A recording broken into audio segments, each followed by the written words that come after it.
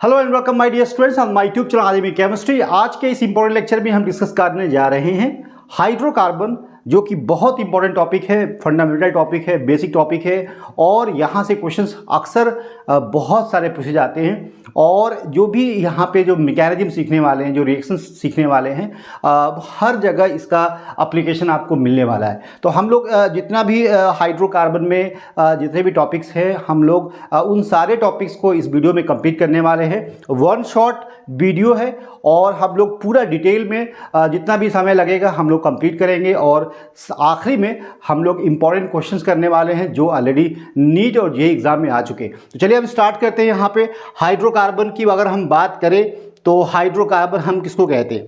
Okay, चलिए अगर यहाँ पे हम बात करें अबाउट हाइड्रोकार्बन,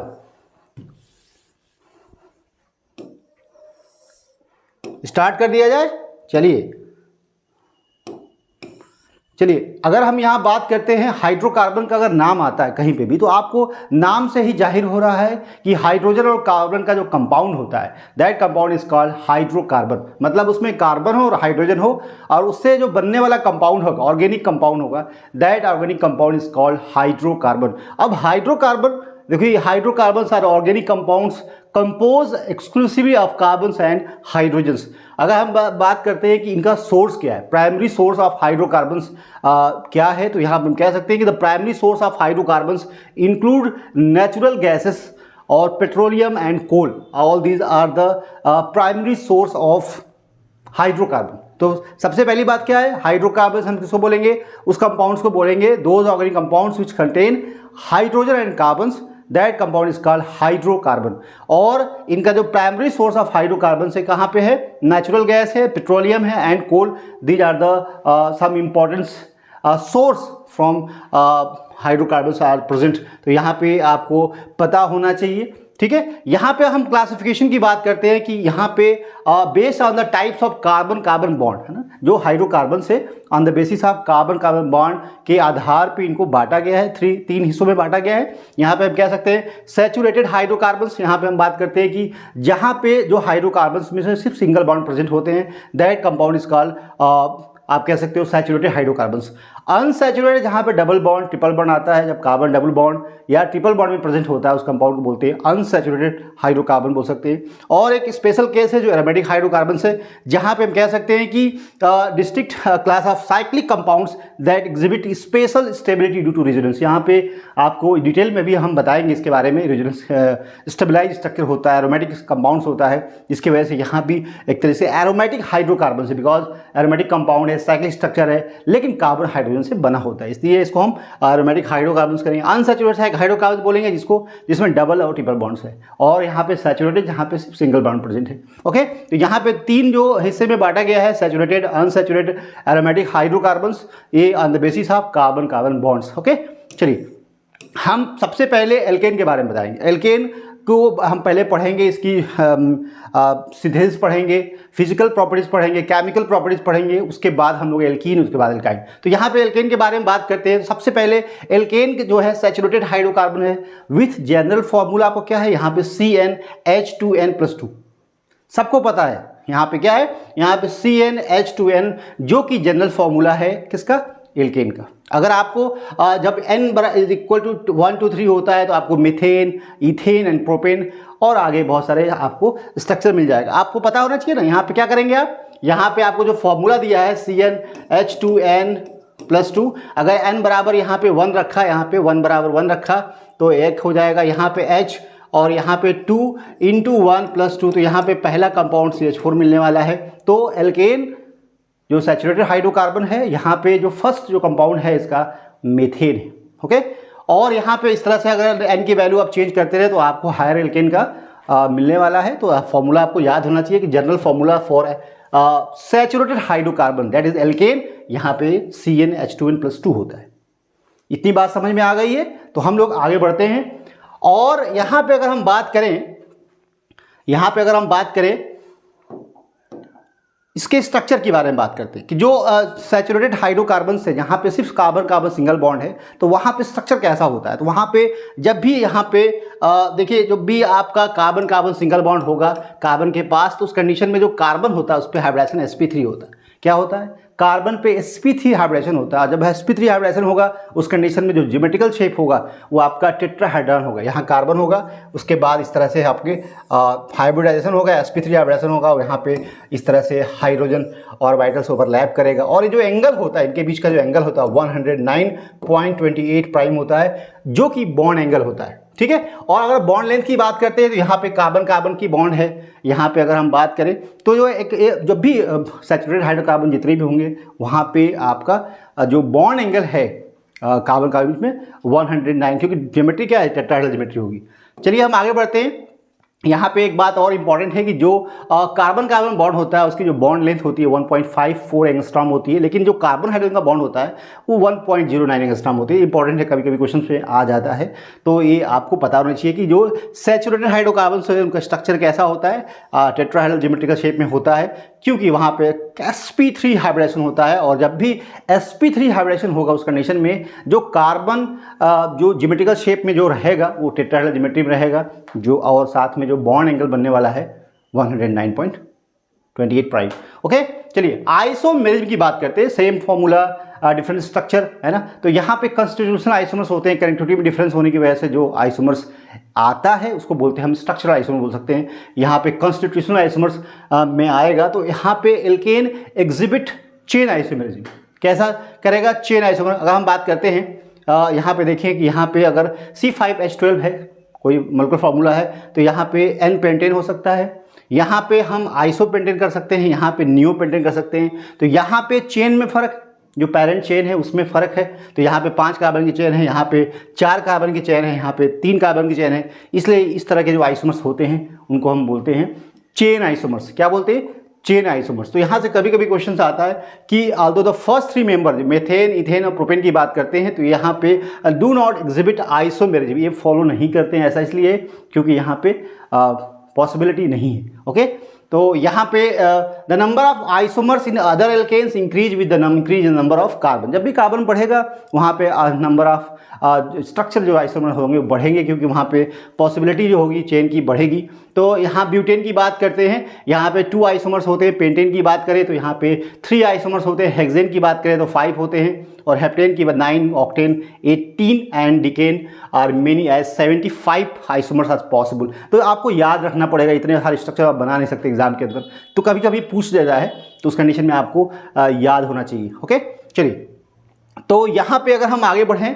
तो प्रिपरेशन की बात करते हैं कि भाई अगर आपको हाइड्रोकार्बन की प्रिपरेशन करनी है तो कौन कौन से मेथड्स हैं जिससे आप हाइड्रोकार्बन को बना सकते हैं। तो यहाँ पे हम देखें, पहला जो मेथड है बहुत इंटरेस्टिंग मेथड, यहाँ पे by hydrogenation of unsaturated alkene या एल्काइन हम कह सकते हैं। यहाँ पे अगर आपने हाइड्रोजनेशन रिएक्शन कराई, हम कह सकते हैं कि जो इथीन की या इथाइन की रिएक्शन H2 के प्रेजेंस में अगर PD, निकल और प्लेटिनम के प्रेजेंस में रिएक्शन कराई, इसको बोलते हैं हाइड्रोजनेशन। ओके, तो उस कंडीशन में आपका फॉर्मेशन होता है किसका, सैचुरेटेड हाइड्रोकार्बन का फॉर्मेशन होता है, जिसको बोलते हैं एल्केन। तो यहाँ पे देखो हम कह सकते हैं पहला जो मेथड है for the formation of preparation of alkane by hydrogenation of unsaturated hydrocarbon, चाहे डबल बॉन्ड हो चाहे ट्रिपल बॉन्ड हो, दोनों की अगर हाइड्रोजनेशन कराते हैं इन the presence of PT, PD, निकल, ये तीनों जो है सरफेस प्रोवाइड करते हैं, ड्यूरिंग कैटलिस्ट से काम करते हैं, हाइड्रोजन एब्जॉर्ब होती है और यहाँ भी एब्जॉर्ब, दोनों एब्जॉर्ब करके उनके बीच में रिएक्शंस होती है और फिर बाद में फाइनली प्रोडक्ट बनता है। तो यहाँ पे 1 मोल एब्जॉर्ब होगा, यहाँ पे 2 मोल हाइड्रोजन का यूज होगा, क्योंकि यहाँ पे 2 बार 2 डबल बॉन्ड है, इसलिए 2 बार हाइड्रोजन मॉलिक्यूल्स ऐड होगा। उसके बाद फाइनली आपको हाइड्रोकार्बन का फॉर्मेशन होगा जो कि सैचुरेटेड होगा। तो यहाँ पे हम कह सकते हैं बाय द हाइड्रोजनेशन रिएक्शन। तो यहाँ पे अगर इसकी अगर आपने पार्शियल हाइड्रोजनेशन कराया, एक बहुत इंपॉर्टेंट बात है, क्वेश्चन यहाँ से आ सकता है, to stop at the alkene stage specific catalyst are use. Lindlar catalyst कभी कभी पूछता है, बेरियम PD के साथ बेरियम सल्फेट यूज होता है, उस कंडीशन में सिस एल्कीन का फॉर्मेशन होता है। अगर आपने ट्रिपल बॉन्ड को अगर आपने रिडक्शन कराया, आपने हाइड्रोजन ऐड किया, उस कंडीशन में आप सिस एल्कीन का फॉर्मेशन होता है। लेकिन जब बर्च रिडक्शन होता है, हम इसको बोलते हैं, जो यहाँ पे सोडियम इन लिक्विड अमोनिया के साथ जो रिएक्शन होती है वहाँ पे ट्रांस एल्कीन का फॉर्मेशन होता है। तो ये इंपॉर्टेंट बात है, जहाँ से क्वेश्चंस अक्सर एग्जाम में पूछे जाते हैं। ठीक है, तो इंपॉर्टेंट रिएजेंट्स हैं यहाँ पे।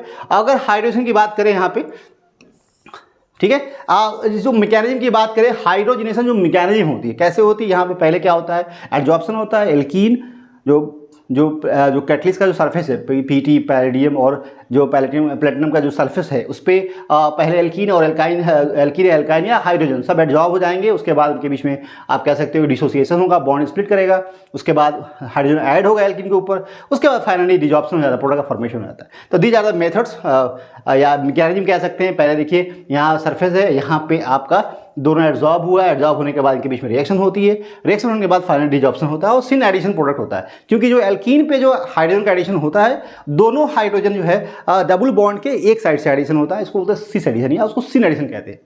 ठीक है, इतनी बात समझ में आई। तो हाइड्रोजनेशन बहुत इंपॉर्टेंट मेथड, जिससे हम सैचुरेटेड हाइड्रोकार्बन बना सकते हैं फ्रॉम अनसैचुरेटेड एल कंपाउंड से, जैसे एल्कीन या एल्काइल से बना सकते हैं। ठीक है, चलिए हम लोग आगे बढ़ते हैं। हम reduction of alkyl highlights, alkyl highlight का अगर रिडक्शन कराते हैं इन the presence of zinc chloride या लिथियम एल्यूमिनियम हाइड्राइड्स, उस कंडीशन में क्या होता है कि यहाँ पे इसको याद रखने का तरीका है कि यहाँ पे इस तरीके से आप यहाँ H जोड़ दीजिए और यहाँ H जोड़ दीजिए, तो यहाँ पे आपको RH का फॉर्मेशन हो जो कि एल्केन है सैचुरेटेड हाइड्रोकार्बन से। तो यहाँ पे रिडक्शन ऑफ एल्काइल हाइलाइट, तो इससे आप बना एक्सेप्ट फ्लोराइड, यहाँ पे आप on reduction with the zinc dilute HCl के साथ जब रिएक्शन होती है तो यहाँ पे फॉर्मेशन ऑफ एल्केन होता है। बात समझ आ रही है? तो यहाँ पे दो मेथड मैंने पढ़ लिया प्रिपरेशन का, पहले हाइड्रोजनेशन मेथड, दूसरा आपका from alkyl highlights, zinc chloride के प्रेजेंस में HCl के प्रेजेंस में रिएक्शन होती है और उस समय आपका एल्केन का फॉर्मेशन होता है, हाइड्रोकार्बन का फॉर्मेशन होता है जो सैचुरेटेड होता है। ठीक है, चलिए अब यहाँ पे हम आगे जो मेथड पढ़ने वाले हैं जो कि इंपॉर्टेंट है, जैसे अगर हम वुड्स रिएक्शन के बारे में, यहाँ से क्वेश्चन अक्सर आते हैं। तो अब यहाँ पे वुड्स रिएक्शन क्या है भाई, यहाँ पे देखो ध्यान से, alkyl highlights on treatment with sodium metals in dry ether free from the moisture, मतलब उसमें वाटर नहीं होना चाहिए। अगर आपने ईथर में reaction as a solvent use कर रहे हैं और 2 molecule of alkyl halides in presence of sodium reaction होती है, कपलिंग रिएक्शन होती है, फ्री रेडिकल मैकेनिज्म होती है, उस कंडीशन में आपका सिमेट्रिकल एल्केन का फॉर्मेशन होता है, एल्केन का फॉर्मेशन होता है जो कि इंपॉर्टेंट है।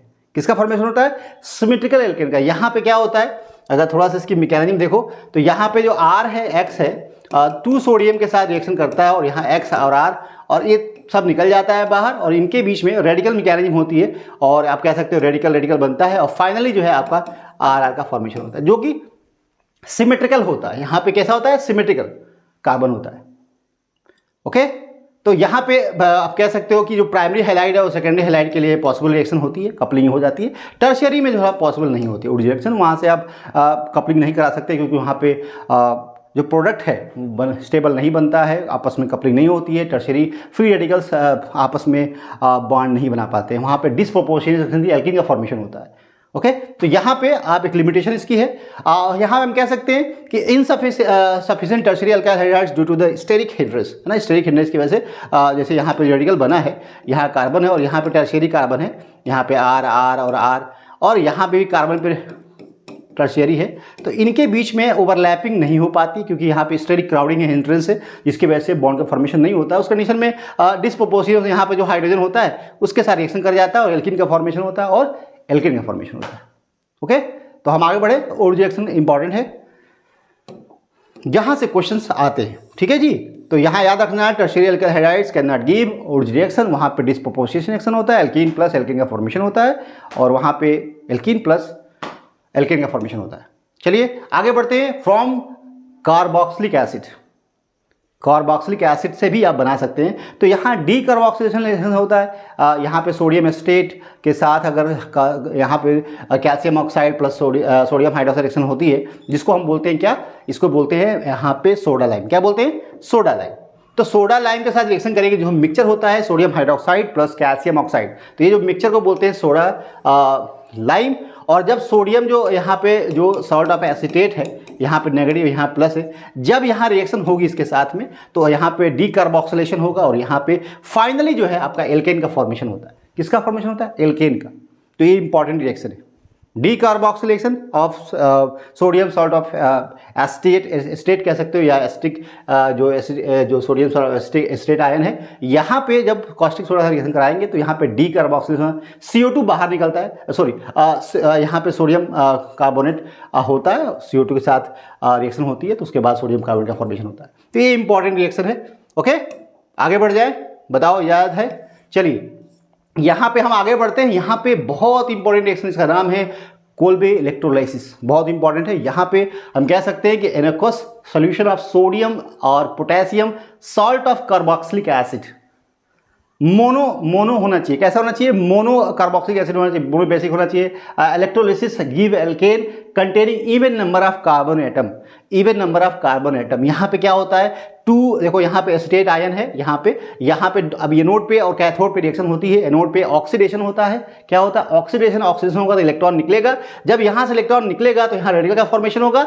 जब रेडिकल का फॉर्मेशन होगा तो यहाँ पे होना क्या है भाई? यहाँ जब रेडिकल का फॉर्मेशन हो जाएगा RCO और यहाँ पे रेडिकल, तो क्या होगा? ये निकलेगा क्या? यहाँ रेडिकल का फॉर्मेशन होगा, -CO2 हो जाएगा और रेडिकल का फॉर्मेशन। ऐसे 2 बार होगा तो 2 रेडिकल का फॉर्मेशन होगा। जो रेडिकल बनने वाला है उनके बीच में रिएक्शन होगी और यहाँ पे एल्केन का फॉर्मेशन होगा।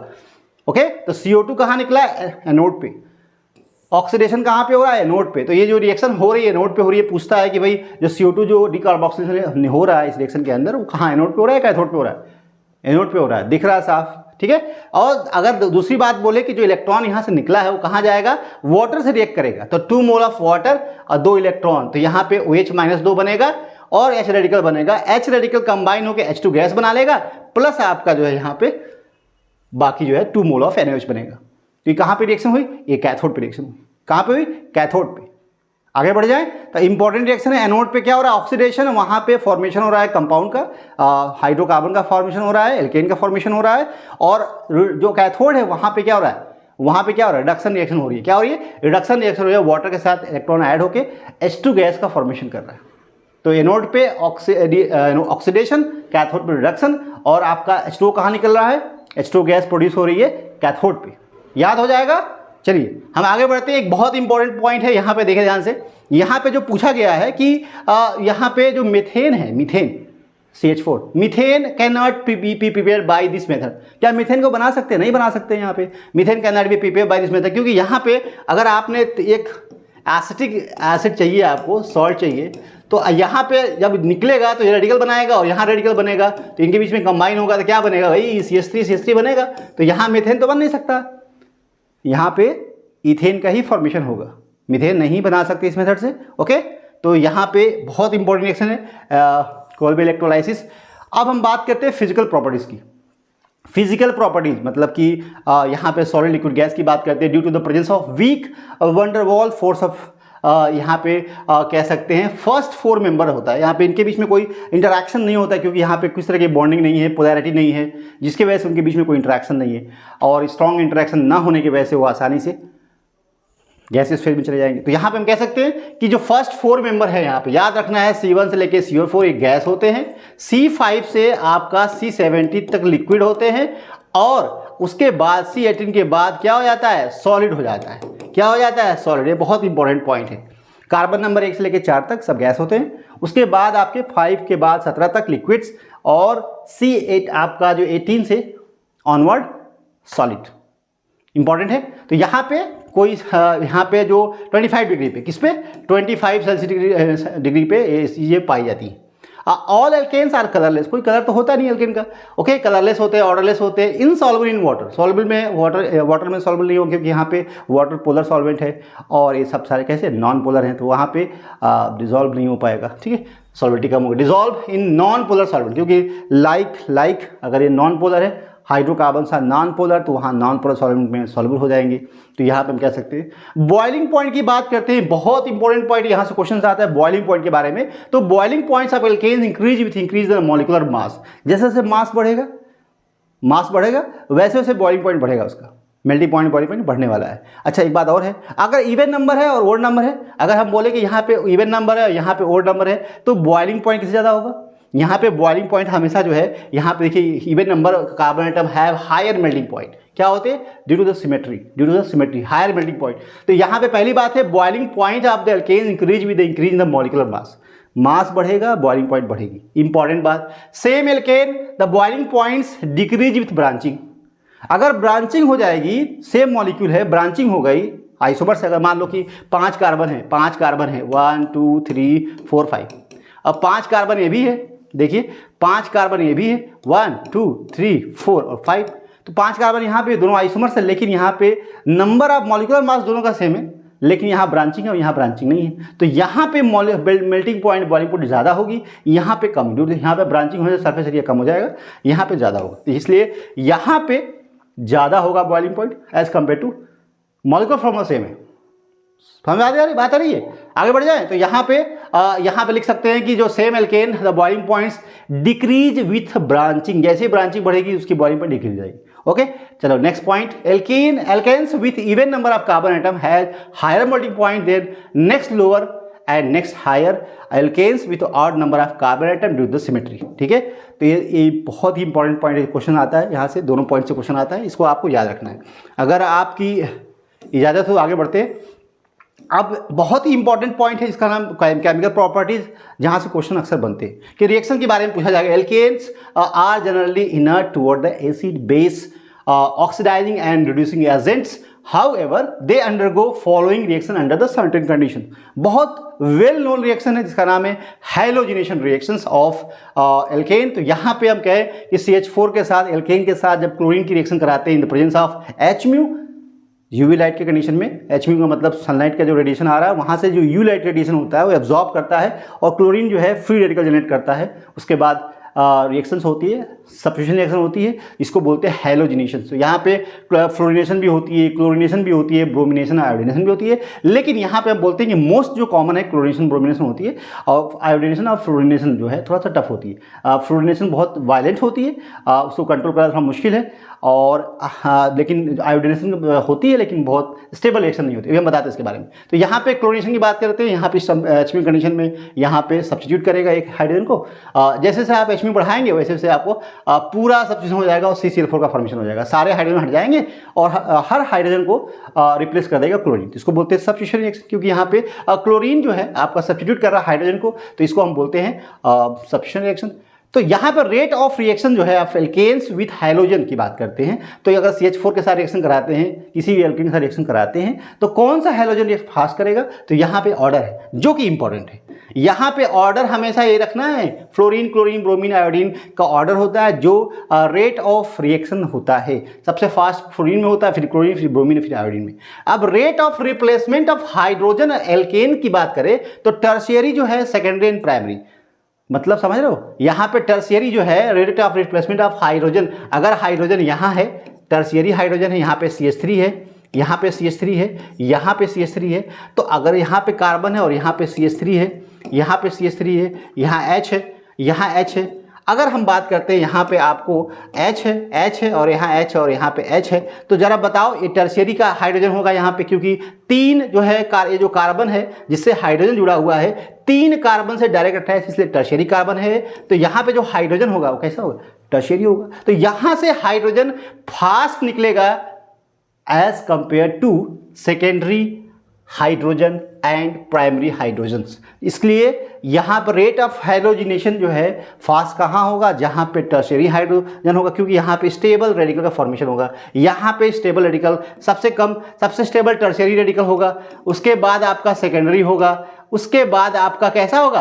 प्राइमरी होगा। कैसा होगा? प्राइमरी रेडिकल होगा। तो स्टेबिलिटी ऑर्डर की वजह से इसलिए रेट ऑफ हाइड्रोजिनेशन जो है यहाँ पे हम कह सकते हैं सबसे ज़्यादा टर्शियरी, सेकेंडरी एंड प्राइमरी। इतनी बात समझ में आ गई मेरे दोस्त, मेरे प्यारे भाई, तो हम आगे बढ़े। यहाँ पे फ्लोरिनेशन की बात करते हैं जो कि बहुत वायलेंट रिएक्शन होती है टू बी कंट्रोल्ड, और यहाँ पे आयोडिनेशन जो रिएक्शन है is very slow and reverse reaction होती है। तो यहाँ पे इसको अगर कराना है, it can be carried out in the presence of oxidising agent जैसे HiO3, HNO3, इनके प्रेजेंस में रिएक्शन करा हुआ तब रिएक्शन पॉसिबल है आयोडिनेशन, क्योंकि बहुत ही स्लो रिएक्शन होती है। यहाँ पे देखो CH4 के साथ आई रिएक्शन करा, रिवर्सिबल रिएक्शन है, और यहाँ पे फॉर्मेशन तो हो जाएगा, लेकिन जो HI का फॉर्मेशन होता है जो रिएक्शन को बैक ले जाएगा, इसलिए साथ में हम जोड़ देते हैं स्ट्रॉन्ग ऑक्सीडाइजिंग एजेंट जो HI को कन्वर्ट कर देता है I2 में, और रिएक्शन फिर जो है हमारी हो जाती है। तो यहाँ पे हमें स्ट्रॉन्ग ऑक्सीडाइजिंग एजेंट यूज़ करना पड़ेगा अगर आपको आयोडिनेशन रिएक्शन करानी है। बात समझ में आई भैया? अब चलो, अब मैकेनिज्म की बात कर ले। तो जो मैकेनिज्म कैसे होती है भाई, तो यहाँ जो मैकेनिज्म होती है मेरे प्यारे बच्चों, यहाँ बड़ी आसान मैकेनिज्म है। 3 स्टेप में मैकेनिज्म होती है जिसको बोलते हैं चेन इनिशिएशन स्टेप बोलते हैं। पहले क्या होगा, जो क्लोरीन का जो बॉन्ड है होमोजीनियसली टूट जाएगा, यहाँ पे होमोलिसिस होती है इस तरह से, और यहाँ पे रेडिकल का फॉर्मेशन होता है। ठीक है, हेट्रोलाइसिस और होमोलाइसिस। यहाँ पे चेन प्रोपोगेशन में क्या होगा, जो फ्लोरीन फ्री रेडिकल्स का फॉर्मेशन हुआ है यहाँ पे CH4 के साथ रिएक्शन होगी और यहाँ पे जो H है कार्बन के साथ उसके साथ फ्री रेडिकल रिएक्शन होगी और यहाँ पे रेडिकल का फॉर्मेशन होगा। और जब रेडिकल का फॉर्मेशन हो गया एक बार तो फिर जो दूसरा जो यहाँ पे जो CH3 रेडिकल बना है वो इसके साथ रिएक्शन करेगा और यहाँ पे CH3Cl बनेगा और रेडिकल। अब ऐसे एंड सो ऑन, अब फिर रिएक्शन स्टार्ट हो जाएगी, प्रोपोगेट करेगी और खूब देर तक बढ़ेगी। उस जब टर्मिनेट करना होगा तो यहाँ पे इस तरह से रिएक्शन होगी, आपस में जो क्लोरीन रेडिकल्स हैं आपस में रिएक्ट करेंगे, दो CH3 रेडिकल आपस में रिएक्ट करेंगे और रिएक्शन यहाँ पे इसको बोलते हैं टर्मिनेशन स्टेप। तो 3 स्टेप में रिएक्शन है, चेन इनिशिएशन जिसमें क्लोरीन फ्री रेडिकल्स फॉर्मेशन होता है, उसके बाद सेकेंड स्टेप में प्रोपोगेशन बोलते हैं, थर्ड स्टेप में बोलते हैं चेन टर्मिनेशन। क्या बोलते हैं? Chain termination. तो यहाँ पे इतनी बातें अगर आपको समझ में आ गई है तो हम अपनी बात को आगे बढ़ाते हैं। ठीक है, यहाँ पे देखिए easy of substitution of various hydrogen follow ये ऑर्डर में होता है, आपको बताया मैंने अभी। There relative rate very with the nature of hydrogens. यहाँ पे ये बातें बहुत इंपॉर्टेंट, टर्शियरी में फास्ट होता है, सेकेंडरी एंड प्राइमरी। अगर इतनी बात आपको समझ में आई है तो हम आगे बढ़े और कुछ और इंफॉर्मेटिव चीज़ों को सीखें। कंबशन जो कि केमिकल रिएक्शन है, यहाँ पे अगर आप देखो कंप्लीट कंबशन करते हो, कंप्लीट करो मतलब खूब प्रचुर मात्रा में ऑक्सीजन दे रहे हो ना आप, तो उसका यहाँ पे क्या होगा, कंप्लीट जब कंबशन होगा तो यहाँ पे आपको कार्बन डाइऑक्साइड बनेगा और आपको वाटर का फॉर्मेशन होगा। क्या बनेगा? Carbon dioxide. तो यहाँ पे पूछता है कि यहाँ पे इस तरह का जो रेशियो दिया हुआ ऑक्सीजन का, उस कंडीशन में आपको n नंबर ऑफ CO2 का फॉर्मेशन होगा और H2O का फॉर्मेशन होगा। इनकम्प्लीट कंबशन का मतलब है कि लिमिटेड ऑक्सीजन के प्रेजेंस में अगर रिएक्शन कराते हो तो यहाँ पे कार्बन ब्लैक का फॉर्मेशन होता है और कंट्रोल अगर ऑक्सीडेशन कराते हो तो डिफरेंट प्रोडक्ट बनता है, जो कि इंपॉर्टेंट है। यहाँ एग्जाम में यहाँ क्वेश्चन आता है कि अगर आपने CH4 के साथ यहाँ पे इस तरह से इस रेशियो में अगर आपने लिया है कॉपर ट्यूब के साथ रिएक्शन करा, इस प्रेशर और टेम्परेचर पे इस रिएक्शन कंडीशन पर रिएक्शन करा रहे हो आप ना, तो आपको मिथेनॉल का फॉर्मेशन होता है। किसका? मिथेनॉल एल्कोहल का फॉर्मेशन होता है। यहाँ पे अगर CH4 के साथ ऑक्सीजन रिएक्शन कराते हो यहाँ पे मोलब्डेनम ट्राइऑक्साइड के साथ, तो इस कंडीशन में आपको मेथनॉल का फॉर्मेशन होता है। तो यहाँ पे अगर आप देखो यहाँ पे इस कंडीशन में अगर आप रिएक्शन कराते हो ना तो यहाँ पे फॉर्मेशन होता है, इथेनोइक एसिड का फॉर्मेशन होता है। तो ये सारी रिएक्शन बहुत इंपॉर्टेंट है, कंडीशन एग्जाम में दे देगी और आपसे पूछेगा प्रोडक्ट बताओ। तो यहाँ पे कंट्रोल ऑक्सीडेशन मतलब रिएक्शन जो एल्केन है उनके साथ ऑक्सीजन की रिएक्शन कराते हैं विथ डिफरेंट ऑक्सीडाइजिंग एजेंट्स, तो उस कंडीशन में जो प्रोडक्ट का फॉर्मेशन होता है अलग अलग होता है। तो कंट्रोल ऑक्सीडेशन कराते हो या कंट्रोल रिएक्शन जो भी कराते हैं टेम्परेचर कंडीशन पे, उस कंडीशन में प्रोडक्ट का फॉर्मेशन जो होता है अलग अलग होता है। तो ये इंपॉर्टेंट है, सारी रिएक्शंस बहुत इंपॉर्टेंट जो कि आपको मेमोराइज करना, याद करना है। ओके, चलिए अब हम बात करते हैं आइसोमेराइजेशन की बात करते हैं। तो ये बहुत पॉपुलर रिएक्शन है, बहुत इंपॉर्टेंट रिएक्शन है कि आइसोमेराइजेशन रिएक्शन होती है। यहाँ पे अगर देखें तो 4 कार्बन है और यहाँ पे जो है 1, 2 और 3 है। तो यहाँ पे N ब्यूटेन से यहाँ पे आपको आइसोब्यूटेन का फॉर्मेशन हो रहा है। तो इसको हम बोलते हैं this reaction can happen in the presence of anhydrous aluminium chloride in the presence of HCl। तो ये बहुत आइसोमेराइजेशन होता है एल्केन का। ठीक है, 4 कार्बन की है और वहाँ पे 3 कार्बन की स्ट्रेट चेन में यहाँ पे कन्वर्ट हो जाता है। तो इसको बोलते हैं आइसोमेराइजेशन। ओके, आगे बढ़ जाए। चलिए अब देखिए ये भी इंपॉर्टेंट रिएक्शन, यहाँ से क्वेश्चन आया है एरोमेटाइजेशन। यहाँ पे एरोमेटाइजेशन क्या होता है? C6H4 हेक्सेन है। N हेक्सेन का मतलब है कि साइक्लिक इस तरह से है और यहाँ पे 2 हाइड्रोजन 2 हाइड्रोजन 2 हाइड्रोजन 2 हाइड्रोजन इस तरह से हर जगह हाइड्रोजन है। तो आप बताइए कि यहाँ पे C6 यहाँ पे जो है आप देखिए क्रोमियम ऑक्साइड, वेनेडियम पेंटाऑक्साइड और मोल्ब्डेनम ऑक्साइड इस कंडीशन में रिएक्शन कराते हैं, उस कंडीशन में बेंजीन का फॉर्मेशन होता है, जो कि इंपॉर्टेंट है। एग्जाम में क्वेश्चन आया है और आएगा। आपको जो लगे कि रिएक्शन बहुत टफ है, बहुत इंटरेस्टिंग नहीं है, वही तो क्वेश्चन आता है, क्योंकि ध्यान बच्चों का वहाँ नहीं होता है। तो यहाँ पे जो एन हेक्सेन को अगर आपने इस कंडीशन में रिएक्शन कराई तो बेंजीन का फॉर्मेशन होगा।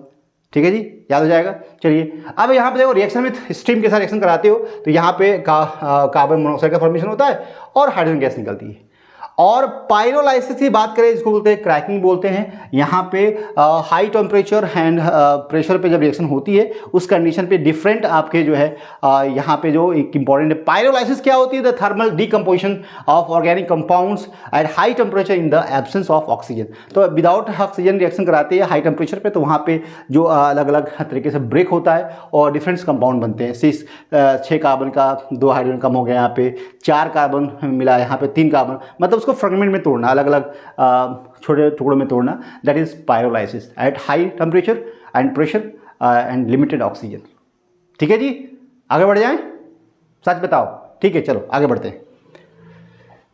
तो यहाँ पे हम बोलते हैं की पॉइंट्स के बारे में कुछ। पायरोलाइसिस जो होती है, break down of the large molecule in small molecules. यहाँ पे भी बताया मैंने कि जो पायरोलाइसिस क्या होती है कि लार्ज जो मॉलिक्यूल्स होते हैं उनको पीसेस में तोड़ देते हैं, स्मॉलर वन में। और यहाँ पे नो ऑक्सीजन है, प्रिवेंट कंबशन को रोकने के लिए वहाँ पे लिमिटेड ऑक्सीजन होते हैं यहाँ पे, या लिमिटेड ऑक्सीजन नहीं होते हैं उस कंडीशन में हाई टेम्परेचर हाई प्रेशर पे वो ब्रेक हो जाता है। ओके, प्रोड्यूस गैस प्रोड्यूस होती है, लिक्विड्स प्रोड्यूस होती है, और सॉलिड रेसिड्यू जिसको चार को या कोक बोल सकते हैं। दीज आर प्रिपेयर्ड या produce by the reactions of alkanes at high temperature and high pressure without oxygen. That is called thermal decomposition of alkane at high temperature and pressure. That is called pyrolysis. ठीक है, बात समझ में आ गई आपको? हम आगे बढ़ जाएं, चलिए बढ़ते हैं। इसको एक नाम और देते हैं जो क्रैकिंग होते हैं। अगर आपने एल्केन को साथ रिएक्शन कराया, प्रोड्यूस स्मॉलर हाइड्रोकार्बन्स, C10 है, H22 है, हीट किया आपने तो स्मॉलर वन में टूट जाएगा। डिस्ट्रक्टिव डिस्टिलेशन होता है जिसमें हम कोक, कोल्स, गैस, जितनी भी चीज़ें हैं बनाते हैं इस मेथड से। और यहाँ पे वुड पायरोलाइसिस से हम चारकोल का प्रिपरेशन करते हैं, मिथेनॉल्स एंड एसिटिक एसिड। प्लास्टिक जो पायरोलाइसिस होती है वहाँ पे अगर आप करते हो तो कन्वर्ट वेस्ट जो प्लास्टिक है इनटू द फ्यूल ऑयल्स। ठीक है, तो ये बहुत सारे इंपॉर्टेंट एप्लीकेशन इसके हैं जिससे आप इन सारी चीज़ों का सिंथेसिस कर सकते हो। ठीक है जी, अब यहाँ पे हम बात करने जा रहे हैं कन्फॉर्मेशन। अब यहाँ पे कन्फॉर्मेशन क्या होता है, पता दो तरह के देखो कन्फॉर्मेशन होता है, कन्फिगरेशनल आइसोमर्स होते हैं। यहाँ पे कॉन्स्टिट्यूशनल आइसोमर्स है जहाँ पे फ्री रोटेशन होता है, दैट इज कॉल्ड कन्फॉर्मेशनल। जहाँ पे फ्री रोटेशन पॉसिबल नहीं है, that isomers is called configuration, जिसमें स्टीरियो आइसोमर्स आते हैं, जिसमें इनएंसियोमर डायस्टोमर आते हैं। ओके, ज्योमेट्रिकल आइसोमर आते हैं। तो यहाँ कन्फॉर्मेशन का जहाँ फ्री रोटेशन पॉसिबल है, कार्बन कार्बन बॉन्ड, जिसको हम बोलते हैं कन्फॉर्मेशन। तो जो इथेन होता है जिसमें यहाँ पे फ्री रोटेशन पॉसिबल है। यहाँ पे देखिए, अगर हम बात करें तो जो यहाँ पे जो कार्बन है, देखिए अगर हम 4 तरीके से रिप्रेजेंट करते हैं, इस तरह से आपको पता है, इसको फ्लाइंग वेज फार्मूला बोलते हैं। और ये एक बॉन्ड ऊपर की तरफ है, एक बॉन्ड पीछे की तरफ है, 2 बॉन्ड प्लेन में है, इसको हम कहते हैं फ्लाइंग वेज रिप्रेजेंटेशन। और यहाँ पे एक हमारा इस तरह से होता है, इसको सॉ हॉर्स बोलते हैं, इस तरह से इसको हम इक्लिप्स बोलते हैं। अगर हमने यहाँ 180 रोटेशन किया उस कंडीशन में इस तरह से आपको हम बोल सकते हैं यहाँ पे इस इक्लिप्स फॉर्म, स्टैगर्ड फॉर्म। अगर हमने इसी को हम बोल दिए कि भाई ये ऑर्गेनिक कंपाउंड में इस तरह रिप्रेजेंट करते हैं। फिर अगर हम कह दें कि इस तरह से रिप्रेजेंट फिशर फॉर्म होता है, जिसको बोलते हैं कि आप आगे की तरफ है, दोनों पीछे की तरफ है। और फोर्थ जो है जिसको बोलते हैं न्यूमैन प्रोजेक्शन फार्मूला। इसका मतलब क्या होता है कि न्यूमैन जो प्रोजेक्शन फार्मूला है, इसमें आपका इस तरह से कार्बन होता है, एक आगे एक पीछे होता है, और एक इस कार्बन से बॉन्ड बनता है। और अगर हम बात करें CH3 और CH3 की बात करें तो यहाँ 1 कार्बन 2 कार्बन, यहाँ पे 1 carbon 2 carbon rear and front carbon है। और इस कार्बन से आपको पता है कि 3 हाइड्रोजन जुड़े हुए हैं, 3 हाइड्रोजन, तो 1 2 और 3। और यहाँ जो कार्बन है इस कार्बन से बॉन्ड बना हुआ है, इस कार्बन से बॉन्ड बना हुआ है। अब इस कार्बन है जो ये पीछे वाला जो कार्बन है, इस कार्बन से भी 3 बॉन्ड बना हुआ है, तो 1 2 3, तो यहाँ हाइड्रोजन। इस कंडीशन को बोलते हैं स्टैगर्ड। जब हम बॉन्ड एंगल आपका 60 डिग्री हो उसको स्टैगर्ड कंडीशन बोलते हैं। जब यहाँ पे इसको जब बॉन्ड एंगल 0 होता है उसको बोलते हैं इक्लिप्स कंडीशन बोलते हैं। बहुत अनस्टेबल स्ट्रक्चर होता है क्योंकि वहाँ पे हम 2 बॉन्ड बिल्कुल एक दूसरे के ओवरलैप कर रहा है, तो वहाँ पे आप अनस्टेबल कंडीशन में है। और यहाँ पे जब रोटेशन कराते हैं तो डिफरेंट स्ट्रक्चर मिलता है, इसको बोलते हैं कन्फॉर्मर्स बोलते हैं। और यहाँ सबसे अनस्टेबल स्ट्रक्चर है जिसको इक्लिप्स फॉर्म बोलते हैं। यहाँ पे स्टैगर्ड फॉर्म है, यहाँ इक्लिप्स फॉर्म है, यहाँ स्टैगर्ड फॉर्म है, इक्लिप्स फॉर्म है और स्टैगर्ड फॉर्म है। तो यहाँ पे डिफरेंट आप रोटेशन कराते हो, 360 का रोटेशन कराते हो तो आपको डिफरेंट स्ट्रक्चर मिलता है, जिसको बोलते हैं ऑल दिस कन्फॉर्मर्स, जिसमें स्पेस में यहाँ पे डिफरेंसेस है एक दूसरे के कंपाउंड्स के अंदर, जिसके बोलते हैं ऑल दी ज़्यादा कन्फॉर्मर्स है। यहाँ पे फ्री रोटेशन पॉसिबल है। ठीक है, तो यहाँ पे इतनी बातें अगर आपको समझ में आई तो हम आगे बढ़ते हैं। ठीक है, ये बताया अभी इक्लिप्स फॉर्म, स्टैगर्ड फॉर्म और एसक्यू फॉर्म, तो यहाँ पे सारी चीज़ें हैं। अब हम एल्कीन की बात करते हैं। एल्कीन, ठीक है, अब एल्कीन का अगर स्ट्रक्चर की बात करें तो एल्कीन क्या होता है भाई, यहाँ पे डबल बॉन्ड प्रेजेंट होता है एल्कीन में और है ना। और यहाँ 2 unsaturated hydrocarbon which have general formula, जिसका नाम है CnH2n। क्या है? CnH2n। ये फार्मूला याद होना चाहिए, है ना। CnH2n are called alkenes. तो यहाँ पे दे कंटेन डबल बॉन्ड, क्या प्रेजेंट होता है? Double bond which is considered as a functional group. क्या होता है? फंक्शनल ग्रुप होता है। जैसे पहला इसका कंपाउंड होता है इथीन या इथिलीन बोल सकते हैं इसको, प्रोपीन या प्रोपाइलीन बोल सकते हैं इसको। तो यहाँ पे इंपॉर्टेंट बात है, जनरल फॉर्मूला CnH2n है। क्या है, CnH2n है, जो आपको याद रखना है। अगर हमने इसके स्ट्रक्चर के बारे में बात किया, स्ट्रक्चर कैसा होता है, तो यहाँ पे देखो स्ट्रक्चर देखें तो यहाँ पे एक पाई बॉन्ड है, यहाँ पे एक सिग्मा बॉन्ड है और बाकी सारे सिग्मा बॉन्ड है। तो इस कंडीशन में क्या हुआ, यहाँ पे सिग्मा बॉन्ड है, यहाँ पे एंड टू एंड ओवरलैपिंग हुई, यहाँ साइड वाइज ओवरलैपिंग हुई है इस तरीके से। तो ये पाई बॉन्ड का फॉर्मेशन होता है, यहाँ सिग्मा बॉन्ड का फॉर्मेशन होता है अलॉन्ग द एक्सिस। यहाँ जो है अलॉन्ग द एक्सिस नहीं हो रहा है, साइड वाइज ओवरलैपिंग हो रही है, उस कंडीशन में पाई बॉन्ड का फॉर्मेशन होता है। तो यहाँ पाई बॉन्ड है और यहाँ पे क्या है, सिग्मा बॉन्ड है, और ये बाकी जो है यहाँ पे दूसरे कार्बन सिंगल बॉन्ड है। तो इस तरह से स्ट्रक्चर होता है, एक सिग्मा और एक पाई, और बाकी जो है कार्बन जो है sp2 हाइब्रिडाइज कार्बन होता है। कैसा होता है, ये नॉन हाइब्रिडाइज p ऑर्बिटल से, ये sp2 हाइब्रिडाइज ऑर्बिटल है। जब sp2 हाइब्रिडाइज ऑर्बिटल होगा तो यहाँ पे देखो इस तरह से, एक तरीके से आप देखो यहाँ पे एक आपको ज्योमेट्रिकल शेप मिल रहा है, इसको बोलते हैं ट्रायंगुलर प्लेनर स्ट्रक्चर बोलते हैं। क्या बोलते हैं, ट्रायंगुलर प्लेनर। और इस कंडीशन में हाइब्रिडाइजेशन होता है sp2, क्योंकि इसमें एक s और 2 p ऑर्बिटल हाइब्रिडाइज होंगे तो यहाँ पे sp2 मिलेगा। और जब sp2 हाइब्रिडेशन होता है तो जो एंगल है भाई, देख लो एंगल कितना होगा। यहाँ पे सेंट्रल एटम है, यहाँ पे हाइड्रोजन और हाइड्रोजन, यहाँ पे कार्बन है। तो जरा बता दो हमको एंगल कितना होगा, 120 एंगल होगा। कितना होगा, 120 होगा। बॉन्ड एंगल कितना होगा, 120 होगा। तो यहाँ पे इस तरह का स्ट्रक्चर होता है एल्कीन के अंदर। ठीक है जी, अगर इतना समझ में आ गया है तो हम आगे बढ़ जाएं। हम इसकी अब आइसोमेरिज्म की बात करें तो यहाँ पे किस तरह के आइसोमेरिज्म शो करता है, तो चेन आइसोमेरिज्म शो कर सकता है। क्या शो कर सकता है, chain isomerism. This type of isomerism is shown by all the alkenes, सब शो करते हैं हैविंग 4 या मोर कार्बन एटम। 4 कार्बन हो या 4 से ज़्यादा हो, वही आपका चेन आइसोमेरिज्म शो करेगा, उससे कम वाले नहीं करेंगे।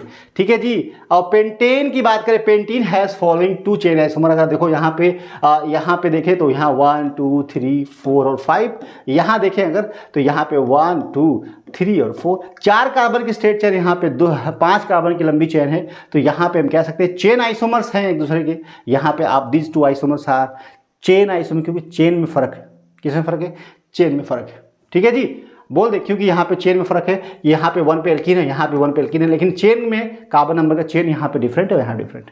तो इस तरह के आइसोमर्स को बोलते हैं चेन आइसोमर्स। तो यहाँ पे आइसोमेरिज्म। आप पोजिशन आइसोमर की बात करें तो यहाँ पे पोजिशनल आइसोमेरिज्म शो करते हैं। कैसे, the 2 isomers differ in the position of double bond. यहाँ पे देखो 2 एल्कीन है, यहाँ डबल बॉन्ड की पोजीशन डिफरेंट है। यहाँ पे 1 2 3 4 है, यहाँ पे अगर देखो तो यहाँ पे 1 2 3 और 4 है, यहाँ पे 2 पे आ रहा है, यहाँ पे 1 पे ही एल्कीन है। तो इनमें डबल बॉन्ड की पोजीशन में डिफरेंस है, इसलिए उसको बोलते हैं पोजिशनल आइसोमर या पोजीशन आइसोमर बोल सकते हैं। 2 isomers differ in the position of double bond, जो कि फंक्शनल ग्रुप है और नोन एज पोजिशनल आइसोमर्स।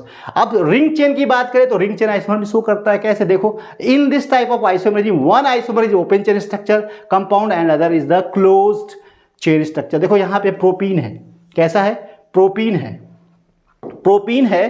तो यहाँ पे 1 2 3, यहाँ पे देखो यहाँ पे साइक्लोप्रोपेन है। तो ये this 2 isomers R ring chain isomer. Ring chain एक चेन है, ओपन चेन स्ट्रक्चर है और रिंग है। तो इस तरह के आइसोमर्स होते हैं, रिंग चेन आइसोमर बोलते हैं। यहाँ देखो, यहाँ 1 ब्यूटीन है, 1 2 3 4, यहाँ 4 कार्बन है। तो यहाँ पे जो आइसोमर्स हैं दोनों आपस में रिंग चेन आइसोमर्स है। समझ में आ रही बात। तो ये आपके था अबाउट आइसोमेरिज्म। एक और इंपॉर्टेंट आइसोमेरिज्म, इसको ज्योमेट्रिकल आइसोमर बोल सकते हैं, जहाँ पे कार्बन कार्बन डबल बॉन्ड होता है, जहाँ पे रिस्ट्रिक्टेड रोटेशन होता है, फ्री रोटेशन पॉसिबल नहीं होता। वहाँ पे जब कार्बन के पास 2 डिफरेंट एटम या ग्रुप्स प्रेजेंट होते हैं, उस कंडीशन में ज्योमेट्रिकल आइसोमर शो करता है। तो यहाँ पे कार्बन कार्बन डबल बॉन्ड है, यहाँ पे एक्स और वाई है, यहाँ पे एक्स और वाई है। उस कंडीशन में जब डबल बॉन्ड के एक साइड में एक तरह के ग्रुप पाए जाएंगे, उसको सिस बोलेंगे। जब कार्बन कार्बन डबल बॉन्ड के साइड में एक्स इधर है, वाई इधर है, वाई इधर है, डबल बॉन्ड साइड में 2 डिफरेंट ग्रुप पाए जाएंगे, उसको हम ट्रांस बोलेंगे। तो इसको सिस और इसको ट्रांस। तो यहाँ सिस टू ब्यूटीन, क्योंकि 2 CH3 ग्रुप एक साइड में हैं डबल बॉन्ड के, और यहाँ डबल बॉन्ड के एक साइड में इधर है और इधर है, तो इसको हम ट्रांस बोलेंगे। Trans alkene is more stable as compare to cis alkene. और यहाँ पर हम कह सकते हैं this isomer cis trans isomer बोल सकते हैं। क्या बोलेंगे इसको, सिस ट्रांस आइसोमर्स। इतनी बात समझ में आई है। अब हम बात करते हैं मेरे दोस्तों प्रिपरेशन के बारे में, हाउ टू प्रिपेयर एल्कीन। तो कौन कौन से ऐसे मेथड है जिसे बना सकते हैं। सबसे इंपॉर्टेंट वेल नोन मेथड, इसको नाम है hydrogenation with Lindlar catalyst. Cis alkene का फॉर्मेशन होता है, इस बात ध्यान रखना। यहाँ पे H2 के प्रेजेंस में नंबर ऑफ H2 यहाँ पे 1 मोल यूज़ होगा। अगर 2 मोल यूज़ करोगे तो फिर यहाँ पे रिएक्शन से आपकी एल्केन का फॉर्मेशन कर देगा। लेकिन ट्रिपल बॉन्ड है, एक आप हाइड्रोजन ऐड करोगे, एक मोल ऑफ हाइड्रोजन, उस कंडीशन में क्या होगा, आपका एल्कीन का फॉर्मेशन होगा और सिस एल्कीन बनेगा। कैसा बनेगा, सिस एल्कीन का बनेगा। मतलब जो ट्रिपल बॉन्ड है यहाँ पे हाइड्रोजन जो ऐड हो रहा है ये डबल बॉन्ड के एक साइड से, ट्रिपल बॉन्ड के एक साइड से हो रहा है। तो यहाँ पे जो आपको कैसा मिलेगा, यहाँ पे अगर हाइड्रोजन जुड़ रहा है इस तरह से सिस होगा, हाइड्रोजन कैसा होगा, सिस फॉर्म। तो ये सिस कब होगा, जब लिंडलार कैटलिस्ट होगा। लेकिन जब बर्च रिडक्शन होगा जो कि लिक्विड अमोनिया के साथ इलेक्ट्रॉन यहाँ देगा, और इलेक्ट्रॉन देने के बाद यहाँ जब इलेक्ट्रॉन देगा तो यहाँ पे ट्रांसफॉर्म यहाँ बनता है, जो कि ये इंपॉर्टेंट है, जो आपको याद रखना है। ठीक है, इसकी मैकेनिज्म मैंने बताया है, तो ज़्यादा इसको हम लोग खींचेंगे तो लंबा हो जाएगा लेक्चर। यहाँ पे हम नेक्स्ट मेथड देखते हैं, बाई डीहाइड्रोहैलोजिनेशन ऑफ एल्काइल हैलाइड, जो कि बहुत इंपॉर्टेंट एलिमिनेशन रिएक्शन होती है यहाँ पे, जिसके थ्रू हम बना सकते हैं। ठीक है, तो दिस एग्जांपल है बीटा एलिमिनेशन। क्या मतलब है कि यहाँ पे अगर देखो कार्बन है, यहाँ पे H है और यहाँ पे X है, और यहाँ पे इस तरह से हाइड्रोजन मान लो यहाँ पे और यहाँ पे, यहाँ पे और यहाँ पे।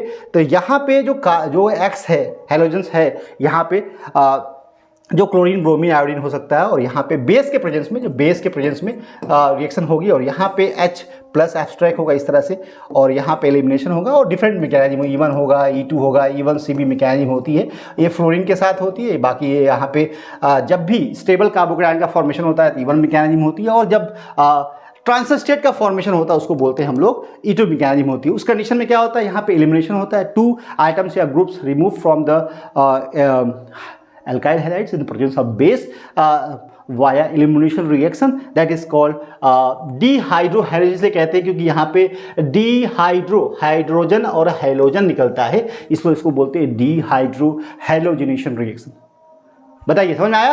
तो चलिए हम लोग आगे बढ़ते हैं। यहाँ पे हम बोलते हैं बीटा एलिमिनेशन, और यहाँ पे कह सकते हैं, यहाँ पे देखिए बहुत इंपॉर्टेंट लाइन है, nature of halogens atoms and alkyl groups determine the rate of reactions. It is observe that halogens rate is iodine. Iodine के साथ कार्बन की जो बॉन्डिंग बहुत वीक होती है, तो यहाँ पे आयोडीन आसानी से ब्रेक होगा कार्बन हाइड्रोजन का बॉन्ड, इसलिए रेट यहाँ पे फास्ट होगा। और उसके बाद ब्रोमीन, उसके बाद क्लोरीन, और while for alkyl group it is tertiary, secondary and primary. Tertiary में फास्ट होगा as compare secondary and primary. तो ये बहुत इंपॉर्टेंट है। Order of elimination reaction, iodine में फास्ट होगा, उसके बाद ब्रोमीन, क्लोरीन, एसो ऑन। ठीक है, तो चलिए हम आगे बढ़ते हैं। यहाँ पे नेक्स्ट जो मेथड है जिसका नाम है फ्रॉम विस्नल डाइहैलाइड से भी बना सकते हैं। ठीक है, इस मेथड से भी हम प्रिपरेशन करते हैं, जिंक के प्रेजेंस में रिएक्शन कराएंगे। तो यहाँ पे क्या है, आपका एल्कीन का फॉर्मेशन होगा, जिंक ब्रोमाइड का फॉर्मेशन होगा। यहाँ पे ब्रोमीन दोनों निकल रहा है और एल्कीन का फॉर्मेशन हो रहा है, और यहाँ पे भी देखो यहाँ से ब्रोमीन निकल जाएगा और यहाँ पे जिंक के साथ रिएक्शन करेगा, जिंक ब्रोमाइड बनाएगा और एल्कीन का फॉर्मेशन होगा। तो डिहाइड्रेशन ऑफ एल्कोहल, जो कि बहुत इंपॉर्टेंट, यहाँ से क्वेश्चन अक्सर आते हैं। अभी हम लोग इसके बारे में थोड़ा सा डिस्कस करते हैं। थोड़ा पानी पी लिया जाए। चलिए, तो हम लोग नेक्स्ट जो मेथड है जिसका नाम है डिहाइड्रेशन ऑफ एल्कोहल।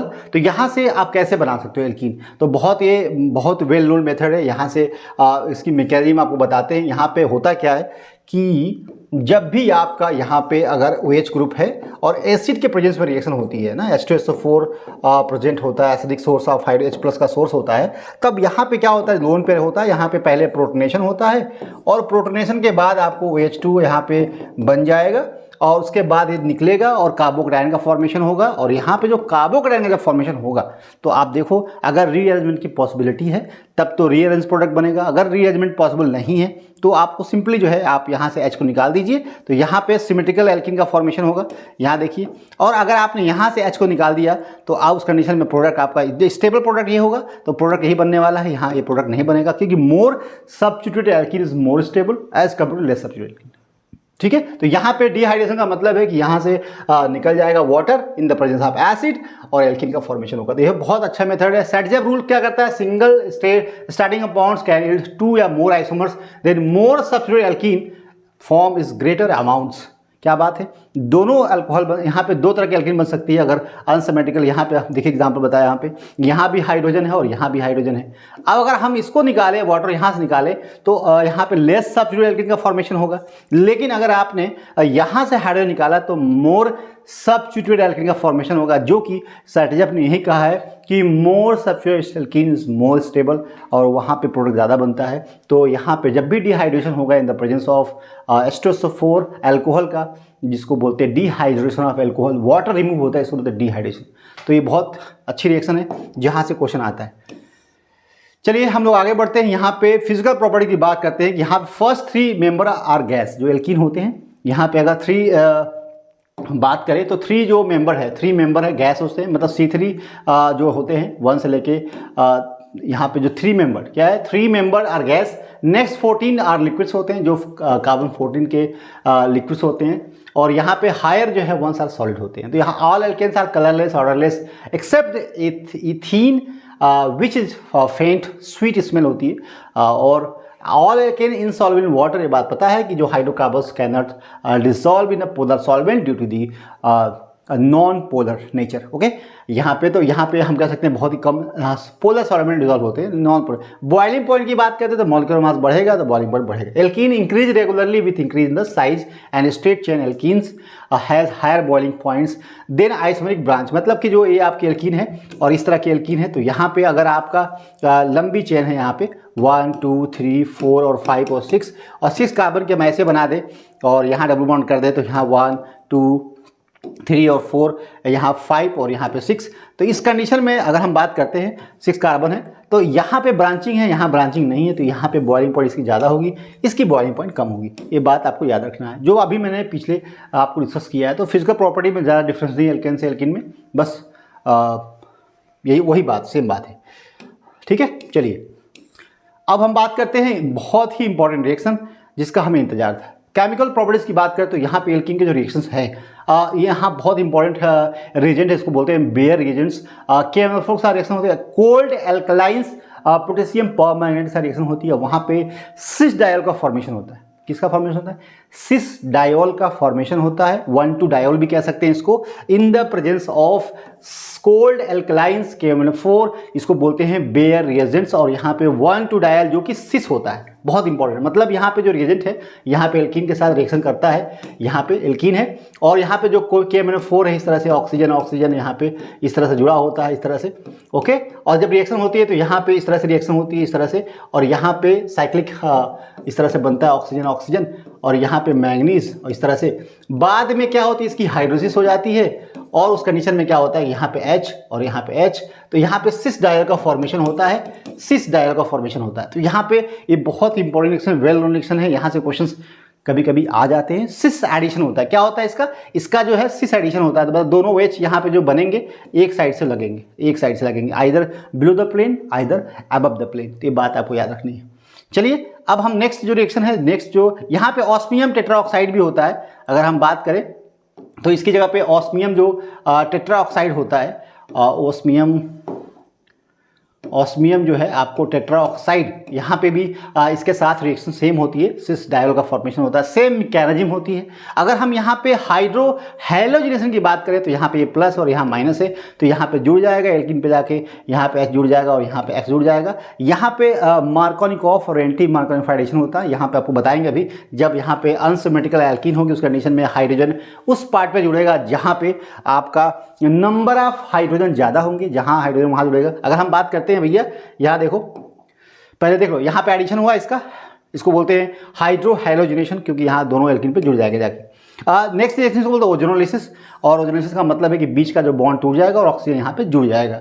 ओके जी। और अगर हम बात करते हैं यहाँ पे हैलोजिनेशन, तो जब भी रिएक्शन होगी एल्कीन पे, इस तरह से एल्कीन की रिएक्शन होगी X2 की, यहाँ पे ट्रांस एडिशन होता है, ट्रांस एडिशन होगा, और यहाँ पे इस तरह से X और X का फॉर्मेशन होता है, और इसको बोलते हैं, इसका एडिशन होता है। और यहाँ पे जो आपको बताया कि हाइड्रोजनेशन कराएंगे, इसको बोलते हैं H2 के हाइड्रोजन गैस के प्रेजेंस में PD निकल्स, वहाँ पे आपको एल्केन का फॉर्मेशन होगा। यहाँ पे हाइड्रेशन कराएंगे H2, यहाँ पे H2O रिएक्शन कराएंगे इन द प्रेजेंस ऑफ एसिड, तो यहाँ पे वाटर ऐड हो जाएगा, तो एक तरफ H जुड़ेगा, एक तरफ OH जुड़ेगा।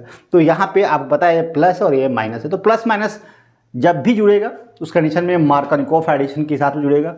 ठीक है, तो यहाँ पे मार्कोनिकॉफ एडिशन क्या होता है, देखो भैया समझ लो। यहाँ पे देखो यहाँ पे होता क्या है कि अगर मान लो कि इस तरह की एल्कीन है, अगर आपके पास सिमेट्रिकल एल्कीन है और जब भी आपने एक्स और वाई आपने कोई भी रीजन लिया इसमें प्लस और माइनस है, उस कंडीशन में आप कहीं भी जोड़ लीजिए, आपको इस तरह से जोड़ लीजिए, एक्स को यहाँ जोड़ लीजिए, वाई को यहाँ जोड़ लीजिए, या आपने यहाँ पे जोड़ लिया एक्स को यहाँ, वाई को यहाँ, तो प्रोडक्ट में कोई फर्क थोड़ी ना। यहाँ पे अगर प्रोडक्ट देखेंगे दोनों सेम है, यहाँ दोनों कैसे हैं, सेम प्रोडक्ट है भैया, और सेम प्रोडक्ट है तो यहाँ पे जब सिमेट्रिकल एल्कीन होगा तो आप कहीं भी ऐड कर सकते हो प्लस माइनस को। लेकिन जब अनसिमेट्रिकल होगा मेरे प्यारे बच्चों, इस तरह से अगर एल्कीन है, यहाँ पे ध्यान दो, अगर इस तरह की एल्कीन है, इस तरह से एल्कीन है, और यहाँ पे अगर एक्स वाई लिया, कोई रेजेंट है, वाटर ले लो, जो भी ले लो, तो उस कंडीशन में क्या होगा कि अब यहाँ पे क्या देखना है, जो H प्लस होता है, प्लस हमेशा होता है, प्लस वाला पार्ट हमेशा वहाँ जुड़ेगा जहाँ पे हाइड्रोजन डबल बॉन्ड के पास ज़्यादा है। मतलब यही बॉन्ड तो ब्रेक होना है ना, प्लस माइनस यही तो होना है।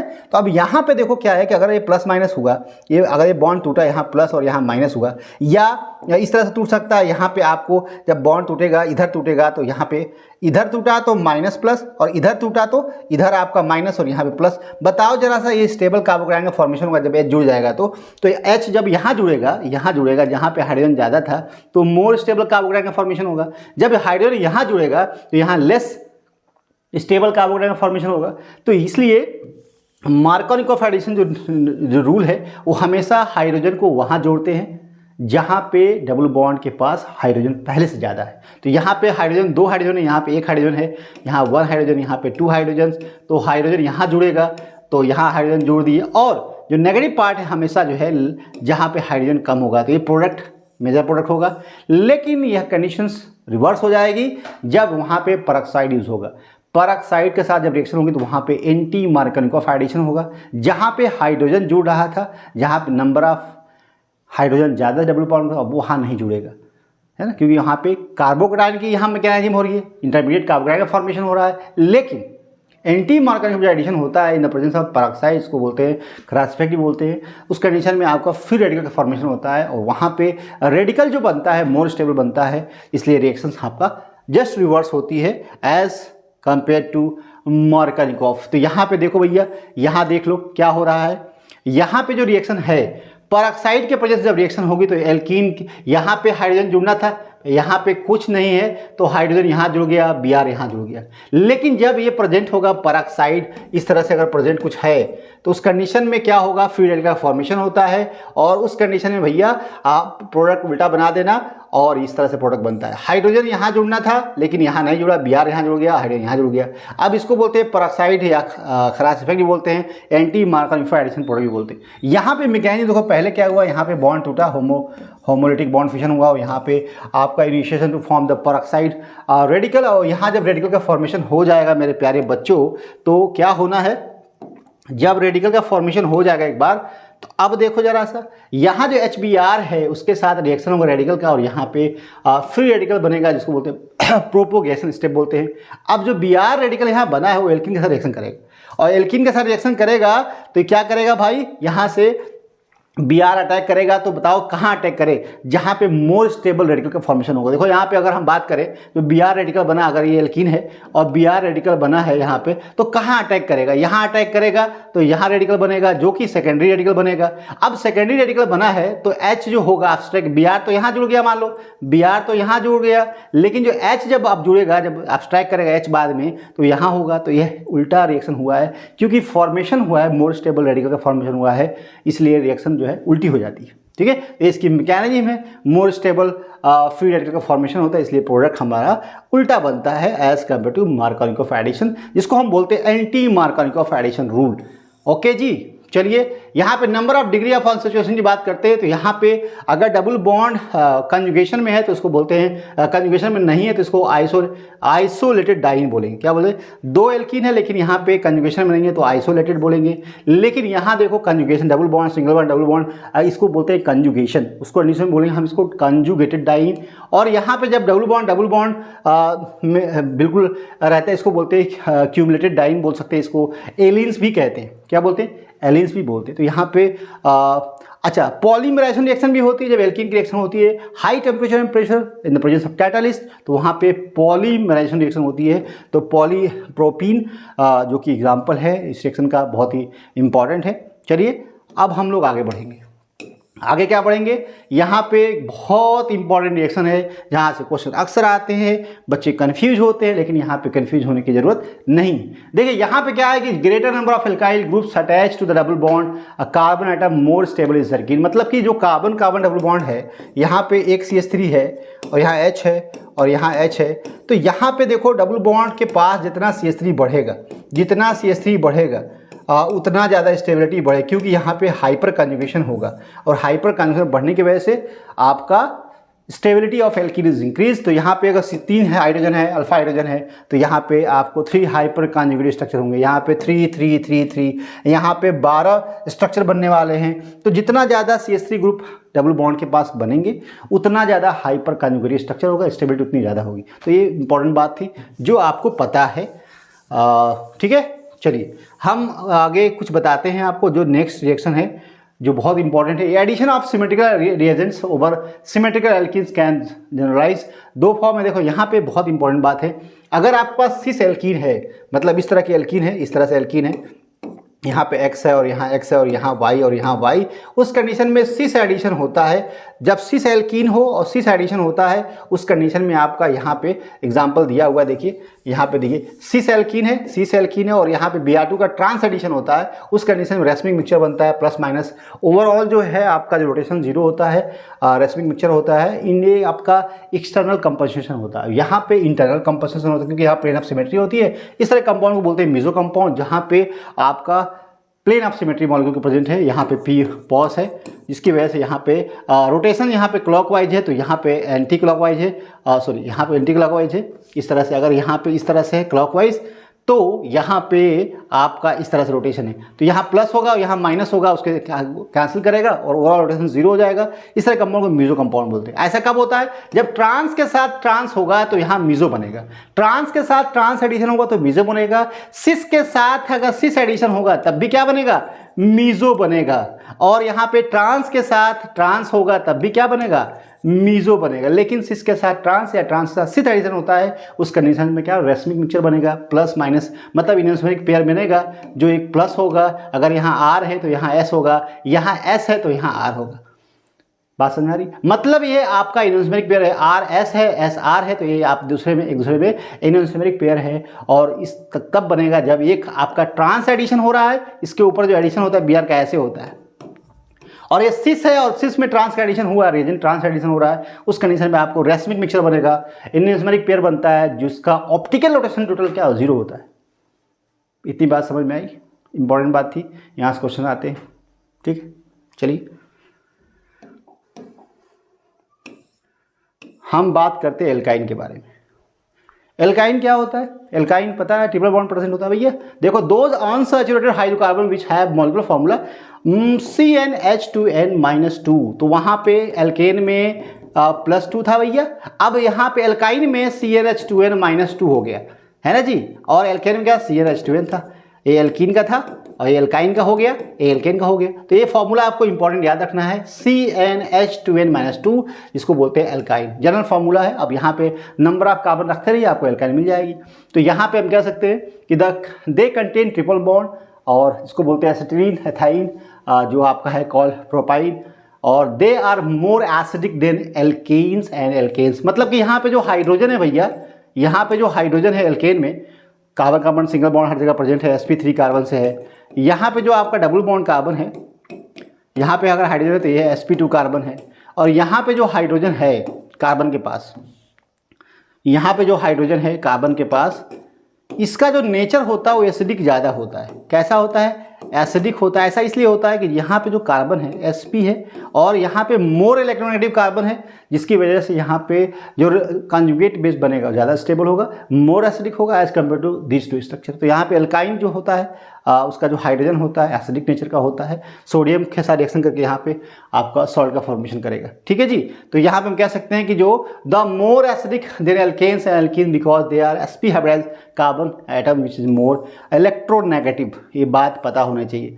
तो यहाँ पे आइसोमेराइजेशन की बात करते हैं, तो आइसोमेराइजेशन क्या होता है, ethyne does not show any type of isomerism, ठीक है, क्यों नहीं करता भाई, तो यहाँ पे एथाइन में नंबर ऑफ कार्बन कम है। अगर हम अदर एल्काइन की बात करते हैं तो फॉर्म, चेन, पोजीशन और फंक्शन सब बना सका। देखो यहाँ पे 1 2 3 4 5 और यहाँ पे देखोगे तो यहाँ पे क्या है 1 2 3 4 5, तो 2 पे है, यहाँ पे 1 पे है। तो यह बताओ क्या 1 पेंटाइन और 2 पेंटाइन, तो यहाँ पे क्या है, अगर यहाँ पे हम कह सकते हैं, यहाँ देखो यहाँ पे क्या है, यहाँ पे 1, यही इन दोनों में देखो तो ये ए बी क्या है पोजीशन आइसोमर, क्योंकि यहाँ पे पोजीशन जो ट्रिपल बॉन्ड की है यहाँ पे 1 पे है, यहाँ पे 2 पे, तो these two are the positional isomers. अगर यहाँ बात करें कि चेन आइसोमर क्या होते हैं, तो यहाँ पे ए बी पोजिशनल आइसोमर से ए और सी कहाँ है, तो ए और सी की बात करें तो these are the chain isomer, क्योंकि कार्बन नंबर जो है यहाँ दोनों में डिफरेंस है, फॉर्मूला सेम है, चेन में डिफरेंस है, इसलिए चेन आइसोमर बोलेंगे। और दूसरी बात करते हैं यहाँ पे ए और D R the functional isomer. ऐसा क्यों है, ए कहाँ है, ए यहाँ है, और डी कहाँ है, डी है, तो यहाँ डबल बॉन्ड है, वहाँ ट्रिपल बॉन्ड है, तो यहाँ फंक्शनल ग्रुप में डिफरेंस है, फॉर्मूला सेम है लेकिन फंक्शनल ग्रुप में डिफरेंस है, तो इसको हम बोलते हैं फंक्शनल आइसोमर्स भी बोलेंगे। ठीक है जी। और A B are positional isomers हो गए। यहाँ पे अगर बात करें तो ये रिंग चेन आइसोमर्स होंगे, क्योंकि यहाँ पे एल्काइन है और यहाँ पे एल्कीन है, तो रिंग चेन आइसोमर्स बोलेंगे। इतनी बातें अगर समझ में आ गई है तो हम आगे बढ़ते हैं।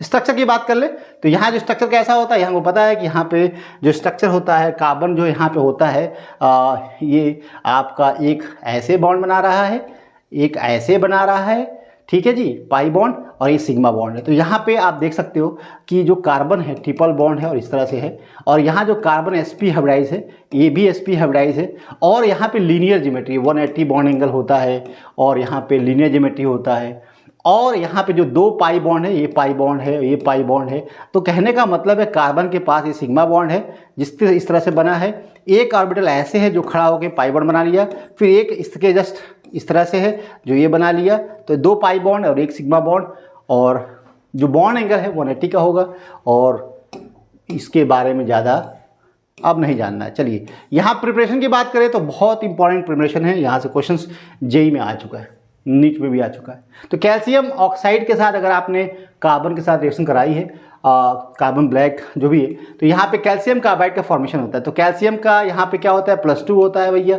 और कार्बाइड 4 होता है। तो यहाँ पे क्या करोगे 2 से 4 से गुणा कर दो, तो यहाँ 2 और 4 से, तो कैल्शियम 4 हो जाएगा, कैल्शियम 2 हो जाएगा, तो यहाँ पे क्या हो जाएगा, तो कैसे हो जाएगा भैया, क्या हो जाएगा, बैलेंसिंग मल्टीप्लिकेशन कर सकते हो। तो यहाँ पे कैल्शियम कार्बाइड का फॉर्मेशन होगा, उसके बाद साथ में कैल्शियम कार्बन मोनोऑक्साइड निकलेगा। कैल्शियम की फिर कार्बाइड की हाइड्रोलिसिस कराओगे ना, तो यहाँ पे कैल्शियम हाइड्राइड मेथेन इथेन का फॉर्मेशन होगा। तो यहाँ पे इस तरह से आपको H H H और H, तो यहाँ पे क्या बन गया, यहाँ पे आपको बना 2 हाइड्रोजन 2 कार्बन, तो यहाँ पे एल्काइन का फॉर्मेशन हो गया।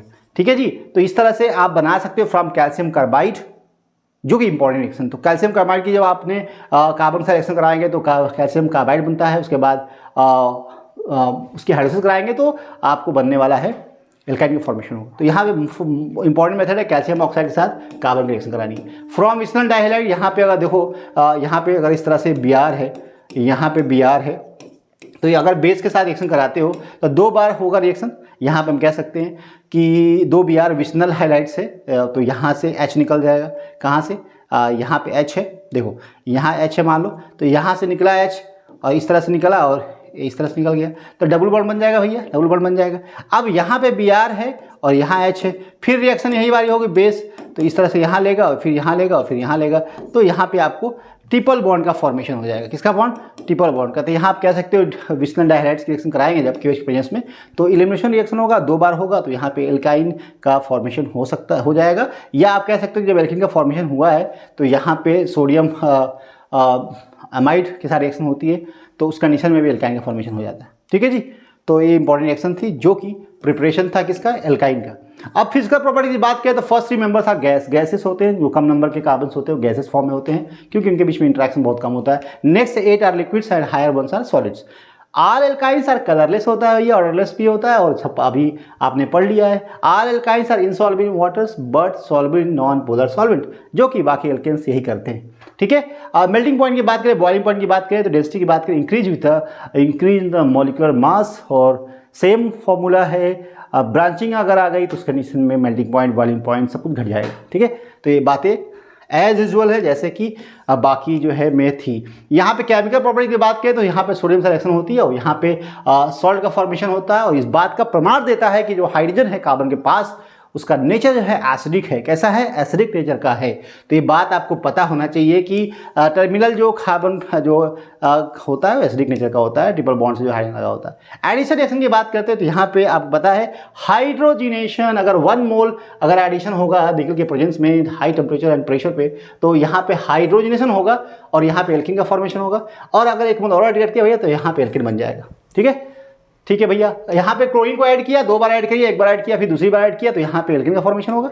फिर ट्रिपल बॉन्ड पे HBr का ऐड किया, 1 बार ऐड किया, फिर 2 बार ऐड किया, तो यहाँ पे एल्कीन बन जाएगा। क्योंकि यहाँ पे H ऐड किया, फिर Br ऐड किया, फिर 1 बार ऐड किया, तो फिर यहाँ पे इस तरह से ऐड होगा, तो यहाँ पे फाइनली आपको एल्कीन का फॉर्मेशन होगा। आप देखो ये बहुत इंपॉर्टेंट रिएक्शन है ये वाली। एल्कीन के साथ जब वाटर रिएक्शन होती है इन द प्रेजेंस ऑफ एसिड, तो पहले क्या होता है भैया? पहले H+ होता है, H+ पहले वो उस पर जाकर ऐड हो जाएगा। और जब भी ट्रिपल बॉन्ड से H+ ऐड होगा, पहले ऐड होगा ना, ऐसे ऐड होगा, तो यहाँ पे आपको प्लस मिल रहा है, यहाँ पे H मालूम हो गया। अब जो है वाटर जो है H2O यहाँ पे अटैक कर देगा। H2O होगा तो यहाँ पे OH हो जाएगा, डबल बॉन्ड से OH लग जाएगा भाई, लग गया। और यहाँ पे पहले से H था, यहाँ H है, यहाँ पे H था। अब यहाँ पे क्या होगा भाई? यहाँ पे इस तरह से हो जाएगा, यहाँ का H यहाँ चला आएगा, उस कंडीशन में डबल बॉन्ड और यहाँ पे H, और यहाँ पे अगर H था तो H हो जाएगा, एल्डिहाइड। तो यहाँ पे देखो जब एसिटिलीन के साथ रिएक्शन हुआ है H2O के इन प्रेजेंस ऑफ एसिड, तो यहाँ पे H और OH ऐड हो गया और उसका जो टाटोमेराइजेशन हुआ है। और टाटोमेराइजेशन जब होगा उस कंडीशन पे एल्डिहाइड का फॉर्मेशन होगा, जो कि इंपॉर्टेंट रिएक्शन है। यहाँ से एग्जाम में क्वेश्चंस आते हैं, पूछे गए हैं, इसलिए इंपॉर्टेंट है। यहाँ पे लीनियर पॉलीमराइजेशन की बात करते हैं, यहाँ पे सेम रिएक्शन है, ये भी है बिल्कुल। यहाँ पे पॉलीमराइजेशन भी होता है यहाँ पे। और साइक्लिक पॉलीमराइजेशन की बात करते हैं, यहाँ पे एसिटिलीन, ये बहुत इंपॉर्टेंट रिएक्शन है। 3 मोल एसिटिलीन जब यूज़ होती है रेड हॉट आयरन ट्यूब में, तो यहाँ पे आपका फॉर्मेशन किसका होता है? बेंजीन का फॉर्मेशन होता है। किसका होता है? बेंजीन का। मतलब यहाँ पे देख लो भैया, ये ट्रिपल बॉन्ड है और यहाँ ट्रिपल बॉन्ड है, इसकी रिएक्शन होती है, यहाँ पे पॉलीमराइजेशन होता है और यहाँ पे आपको इस तरह से फॉर्मेशन होता है, किसका? बेंजीन का फॉर्मेशन होता है। ठीक है। तो अगर हम एरोमेटिक हाइड्रोकार्बन की बात करते हैं, जो कि बहुत इंपॉर्टेंट है, यहाँ से क्वेश्चंस बहुत आते हैं और बहुत इंटरेस्टिंग है। ठीक है।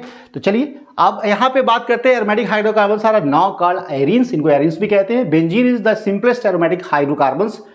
ओके, बेंजीन कैसा है? सिंपलेस्ट एरोमेटिक हाइड्रोकार्बन्स होता है, इसको एरीन्स भी कहते हैं। Arenes can be described by the general formula. अब यहाँ पे जनरल फार्मूला एग्जाम में कभी आ सकता है कि CnH2n-6m होता है, n is the number of carbon atoms and n is not less than 6। जब 6 से कम होगा भैया तो एरोमेटिक हो ही नहीं है। एरोमेटिक तो होगा लेकिन उसको हम बेंजीन रिंग तो रहेंगे, नहीं हो पाएगी उसमें, इसलिए n is always greater than, less than 6 नहीं होना चाहिए, 6 से ज़्यादा होना चाहिए। ठीक है। Number of benzene ring. यहाँ पे नॉर्मल की बात करते हैं, एरोमेटिक हाइड्रो कंपाउंड्स का 2 मेन पार्ट्स होता है। न्यूक्लियस की बात करें, जो बेंजीन है उसको न्यूक्लियस बोलते हैं, अगर इसके साइड में कुछ लगा है उसको चेन बोलते हैं। तो it is a benzene ring where all the 6 carbon atoms are sp2 hybridize. तो यहाँ पे जो कार्बन है भैया, देखो यहाँ पे जो बेंजीन है, यहाँ पे कार्बन है, कार्बन है, कार्बन है, कार्बन है, कार्बन है, और यहाँ पे हाइड्रोजन पहले से एक हर कार्बन पे है जी। देखो यहाँ पे हाइड्रोजन है और इस तरह से यहाँ पे एक p ऑर्बिटल्स होता है, और जो कि बॉन्डिंग के लिए तैयार है। किसके लिए तैयार है?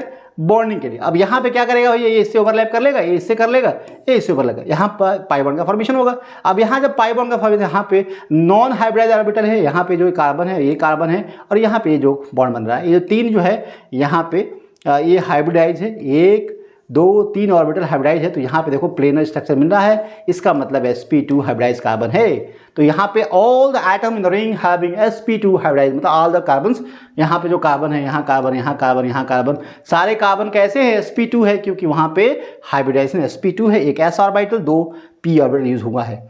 चलिए, तो यहाँ पे हम कह सकते हैं कि इनको हम आइसोमेरिज्म की बात करते हैं, तो all 6 hydrogen atom in benzene are equivalents, जाहिर सी बात है, और only 1 monosubstituted derivative is possible. Position isomer की बात करते हैं तो यहाँ पे देखिए when 2 substituents are present these are the ortho isomers, इसको पोजीशन आइसोमर कहते हैं, क्योंकि यहाँ पे पोजीशन है जो दोनों की एक दूसरे के रिस्पेक्ट में चेंज हो रही है, जिसको बोलते हैं पोजीशन आइसोमर्स। ऑर्थो आइसोमर्स बोलते हैं, वो ऑर्थो में डिफरेंसेस है, ऑर्थो देखो यहाँ पे, और यहाँ पे मेटा आइसोमर्स है, क्योंकि मेटा में मेटा होता है, देखो बेंजीन है, और बेंजीन में जो इसके रिस्पेक्ट में कोई यहाँ पे सब्स्टिट्यूएंट लगा हुआ है एक्स, इसके रिस्पेक्ट में ये ऑर्थो पोजीशन होती है, ये वाली मेटा होती है और ये वाली पैरा होती है। तो अगर 2 इस तरह से, और पैरा सब्स्टिट्यूएंट, ये दोनों आपस में एक दूसरे के पैरा है, ठीक है, और ये वाले दूसरे के मेटा है, और ये वाला आपका ऑर्थो है। चलिए, अब हम लोग आगे बढ़ेंगे। जो इम्पोर्टेंट यहाँ पे इस तरह से भी होता है पोजिशनल आइसोमर, ट्राई सब्स्टिट्यूट जो बेंजीन होता है वहाँ पे भी पोजिशनल आइसोमर्स पॉसिबल होते हैं। जो कि इंपॉर्टेंट है, जिसके बारे में फंक्शनल आइसोमर की बात करें तो यहाँ पे this can be seen in the phenyls alcohol and phenols. यहाँ पे फंक्शनल ग्रुप आइसोमर्स है। यहाँ पे देखो, यहाँ पे आपका बेंजाइल अल्कोहल है, यहाँ पे ग्लिसरॉल है। These are the functional group isomerism कह सकते हैं यहाँ पे। और यहाँ पे जो टॉटोमरिज्म में होता है, यहाँ पे देखिए क्या होता है कि यहाँ पे जो कार्बन पे हाइड्रोजन है, यहाँ पे जब भी यहाँ पे जो कार्बोनिल ग्रुप होता है उसके रिस्पेक्ट में अल्फा कार्बन पे हाइड्रोजन होता है, उस कंडीशन में यहाँ पे कीटो इनॉल टर्मिनेशन होता है, तो इनॉल फॉर्म होता है, कीटो फॉर्म होता है। और यहाँ पे इंपॉर्टेंट बात क्या है कि जो कार्बोनिल ग्रुप के रिस्पेक्ट में जो अल्फा कार्बन है यहाँ पे हाइड्रोजन पे कार्बन पे अल्फा हाइड्रोजन प्रेजेंट होना, तभी ये पॉसिबल है कीटो इनॉल टर्मिनेशन। चलिए अब स्ट्रक्चर ऑफ बेंजीन की बात करें तो बेंजीन की स्ट्रक्चर बता चुके हैं आपको। यहाँ पे जो स्ट्रक्चर होता है इस तरह से होता है। देखिए अभी बताया मैंने किस तरह से होता है स्ट्रक्चर।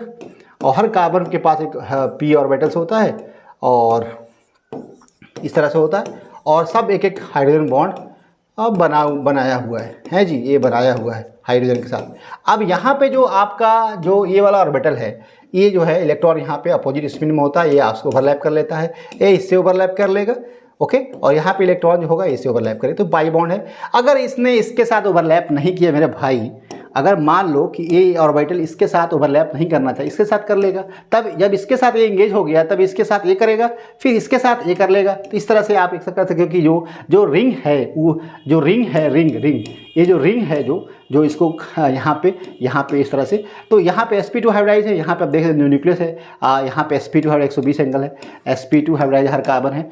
और जो इसके रिंग के जो प्लेन है, रिंग का जो प्लेन है उसके ऊपर और नीचे पाई इलेक्ट्रॉन डेंसिटी क्या है, पाई इलेक्ट्रॉन डेंसिटी ऊपर भी है, पाई इलेक्ट्रॉन डेंसिटी नीचे भी है। ये पाई इलेक्ट्रॉन डेंसिटी है जो कि यहाँ पे रेजोनेंस स्ट्रक्चर होता है। इस तरह से आपका रेजोनेंस होता रहता है और इसको हम इस तरह से लिख सकते हैं, डॉट लाइन से या सर्कल लाइन से लिख सकते हैं। जो पाई इलेक्ट्रॉन रेजोनेंस में है, यहाँ पे पूरी तरह से डीलोकलाइज हो रहा है इस क्लोज रिंग के अंदर, इसको बोलते हैं, ठीक है।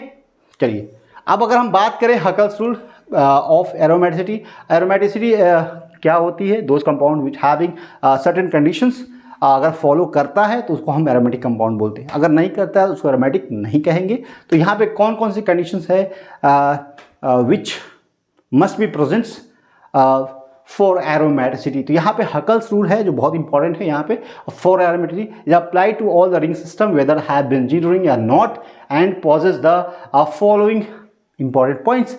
पहली पॉइंट है planarity, molecule having planar cyclic structure. जो भी कंपाउंड एरोमेटिक है उसके सबसे पहले साइक्लिक स्ट्रक्चर होना चाहिए, चाहे बेंजीन हो या ना हो, लेकिन साइक्लिक होना चाहिए। उसके बाद जितने भी आइटम्स हैं उस रिंग के अंदर, चाहे कार्बन हो चाहे हेटेरो एटम हो, कार्बन के अलावा नाइट्रोजन हो, ऑक्सीजन हो, फ्लोरीन हो, कुछ भी हो, वहाँ पे sp2 हाइब्रिडाइज होना चाहिए। All the atom in the ring having sp2 hybridize. Cyclic हो गया, प्लेनर का मतलब sp2 हाइब्रिडाइज, मतलब सारे ऑर्बिटल एक प्लेन में होना चाहिए, तभी तो डीलोकलाइजेशन होगा। और अगर डीलोकलाइज हुआ electron 4n+2 pi electron system अगर डीलोकलाइज हो रहा है क्लोज रिंग के अंदर, तब हम उसको बोलते हैं एरोमेटिक कंपाउंड। तो ये सारे रूल्स बहुत इंपॉर्टेंट हैं। अगर रूल्स फॉलो नहीं करता है कंपाउंड तो प्लेनर का मतलब sp2 मान लो। All the items in the ring, देखो यहाँ पे प्लेनर का मतलब है कि जो ऑर्बिटल्स है ये प्लेन में है, तभी तो ओवरलैपिंग हो रही है भाई, तभी तो डीलोकलाइजेशन पॉसिबल है पाई इलेक्ट्रॉन्स का रिंग के अंदर, नहीं तो पॉसिबल नहीं है। तो यहाँ पे, और अगर यहाँ पे मान लो कि इसका प्लेन बदल गया तो यहाँ पे ओवरलैपिंग नहीं हो पाएगी, तो पाई इलेक्ट्रॉन का डीलोकलाइजेशन कंप्लीट रिंग के अंदर नहीं हो सकता है, और रिंग के अंदर नहीं होगा तो कंपाउंड को एरोमेटिक नहीं कहेंगे। बात समझ आ रही है। तो यहाँ पे सबसे इंपॉर्टेंट बात है कि ये सारे रूल्स फॉलो करेगा तो वही प्लेनर मतलब sp2 मान लो। और complete delocalization of pi electron in the ring, ये बात बहुत इंपॉर्टेंट है। इनकम्प्लीट डीलोकलाइजेशन हुआ तो वहाँ पे हम इसको एरोमेटिक नहीं बोलेंगे। तो complete delocalization of aromatic pi electron system must be important for aromaticity.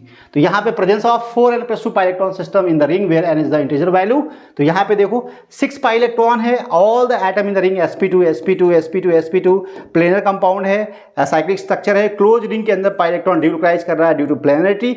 और यहाँ पे जो 4n+2 बराबर यहाँ पे 6 पाई इलेक्ट्रॉन, n बराबर आपको 1 आएगा। तो यहाँ पे इसका मतलब इंटीजर वैल्यू आ रही है, एरोमेटिक कंपाउंड है। यहाँ भी एरोमेटिक इसलिए कि यहाँ पे नेगेटिव चार्ज पाई इलेक्ट्रॉन के साथ डीलोकलाइज कर रहा है, तो this negative charge 2 electrons, 2 + 2 to 4, तो यहाँ पे 6 पाई इलेक्ट्रॉन, और 6 पाई इलेक्ट्रॉन होगा sp2 हाइब्रिडाइज होगा। Each carbon of the ring sp2 hybridize aromatic होगा। यहाँ पे जो कार्बन है, यहाँ पे हाइड्रोजन है, sp2 हाइब्रिडाइज है, 6 पाई इलेक्ट्रॉन n बराबर यहाँ पे 1 होगा। इससे सारे कंपाउंड्स कैसे होंगे, एरोमेटिक होंगे। यहाँ पे नेफ्थलीन की बात करें तो यहाँ भी पाई इलेक्ट्रॉन 10 होंगे और n बराबर 2 होगा, तो ये भी एरोमेटिक होगा।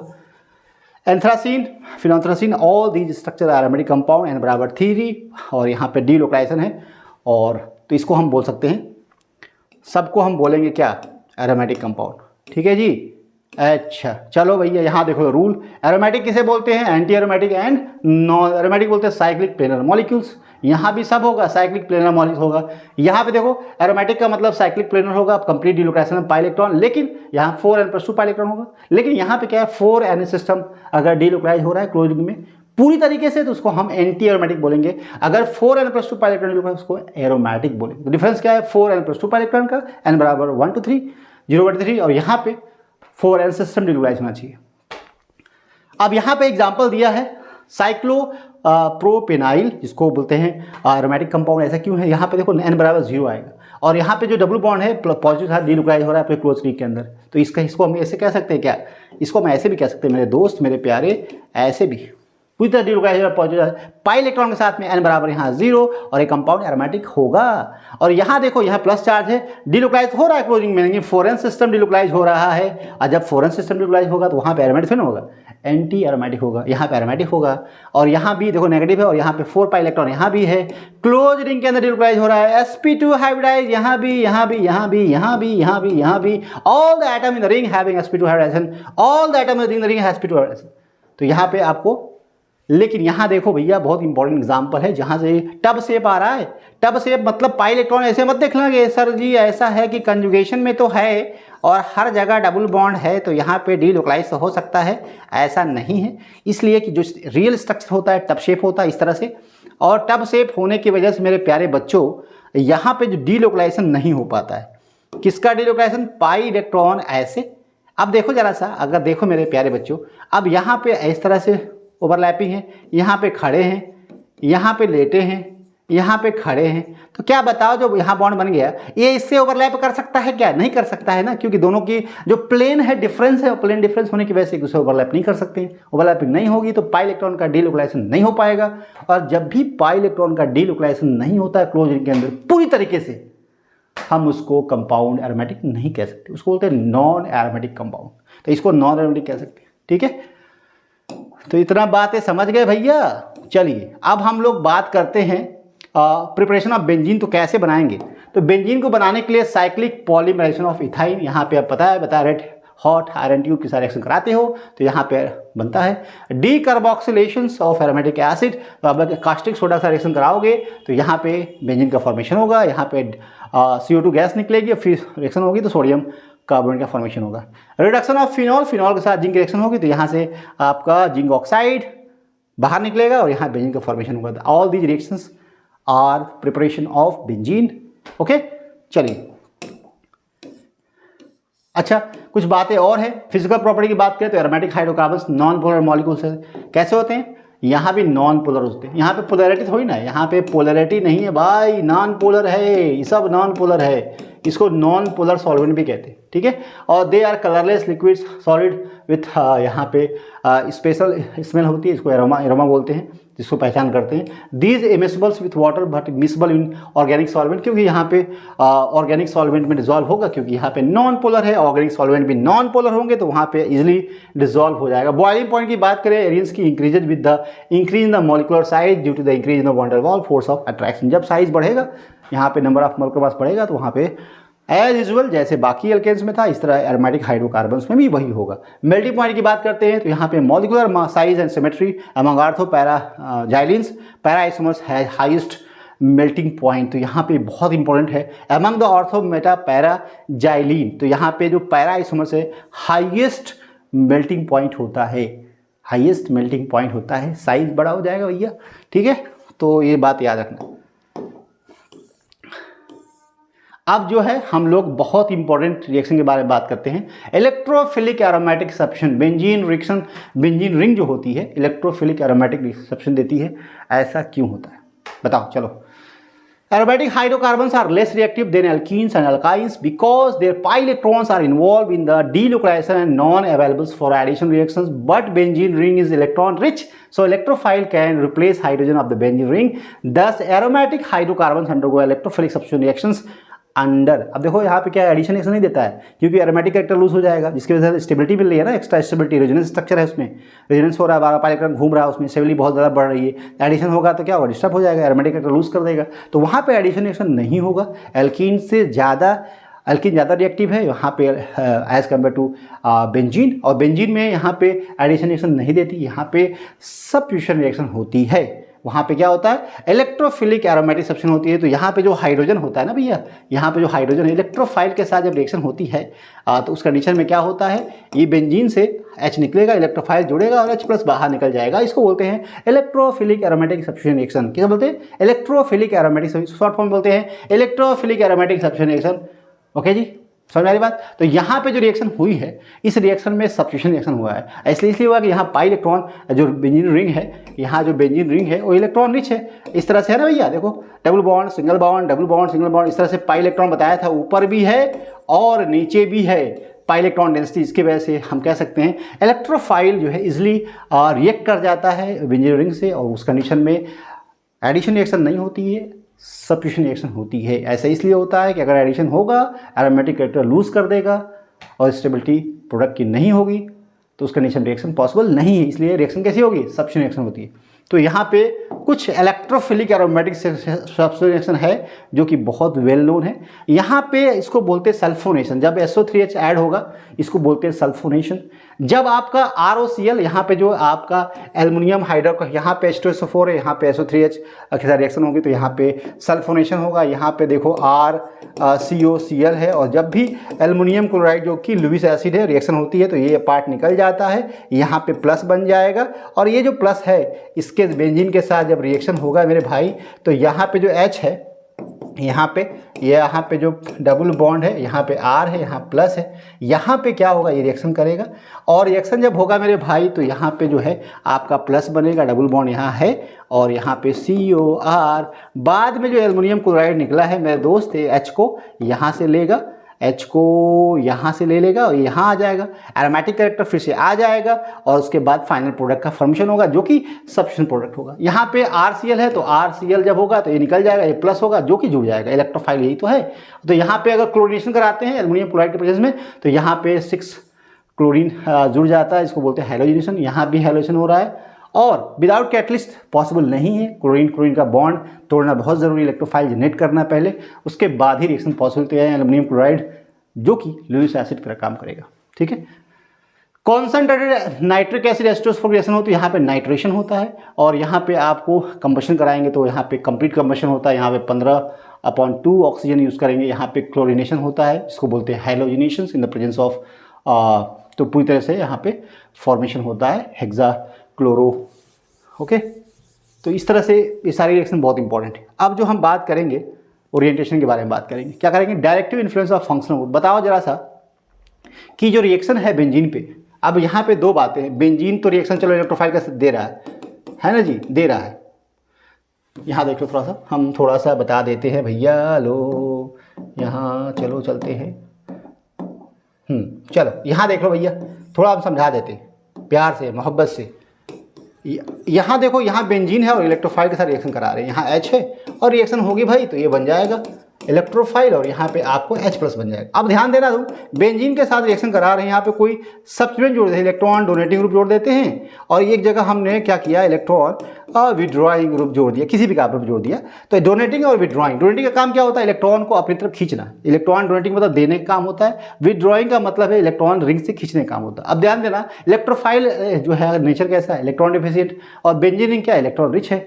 अगर इलेक्ट्रॉन रिच बढ़ेगा इलेक्ट्रोफाइल आसानी से जाएगा, सब्स्टिट्यूशन फास्ट होगा। तो यहाँ पे इलेक्ट्रोफिलिक जो सब्स्टिट्यूशन का रेट होता है, यहाँ पे बताओ फास्ट कहाँ पे होगा, हम नंबर दे दें 1 2 3।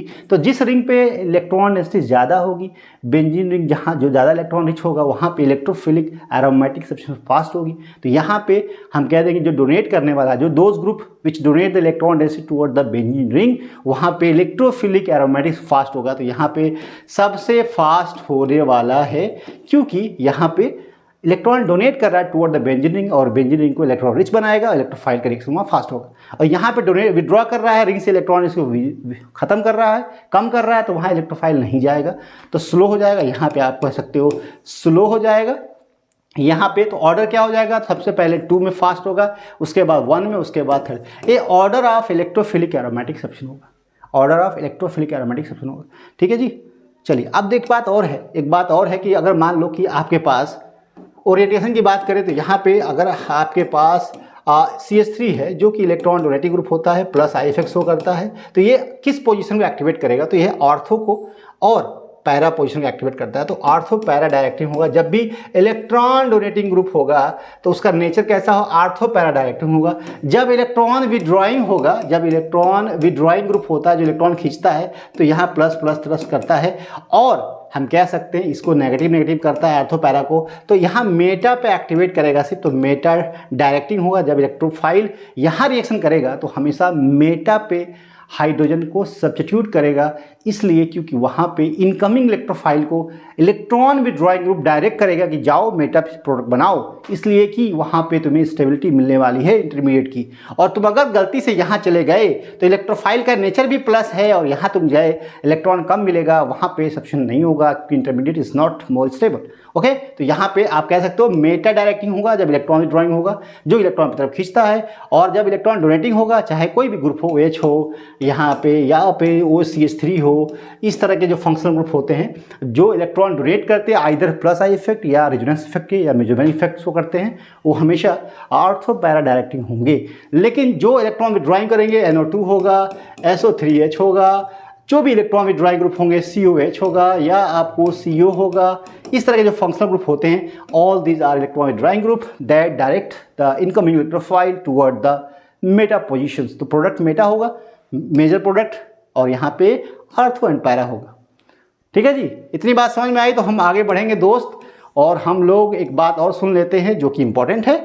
तो यहाँ पे जो कार्सिनोजेनिक्स जो सिनिटी होती है, टॉक्सिसिटी होती है, benzene and polynuclear hydrocarbons containing more than 2 benzene rings fuse together are toxic nature होता है। कैसा होता है toxic, said to be positive cancer producing properties, जिसको बोलते हैं कार्सिनोजेनिक प्रॉपर्टीज होती है। जैसे एक से ज़्यादा रिंग अगर होती है, एक से ज़्यादा मल्टीपल रिंग होती है, इनके पास कार्सिनोजेनिक प्रॉपर्टीज होती है। Such polynuclear hydrocarbons are formed on incomplete combustion of organic materials like tobacco, coal and petroleum. मतलब इनकी जो सिंथेसिस होती है टोबैको से और कोल से और पेट्रोलियम से इनकम्प्लीट कंबशन से होती है, जो कि नेचर होता है कार्सिनोजेनिक नेचर का होता है जी।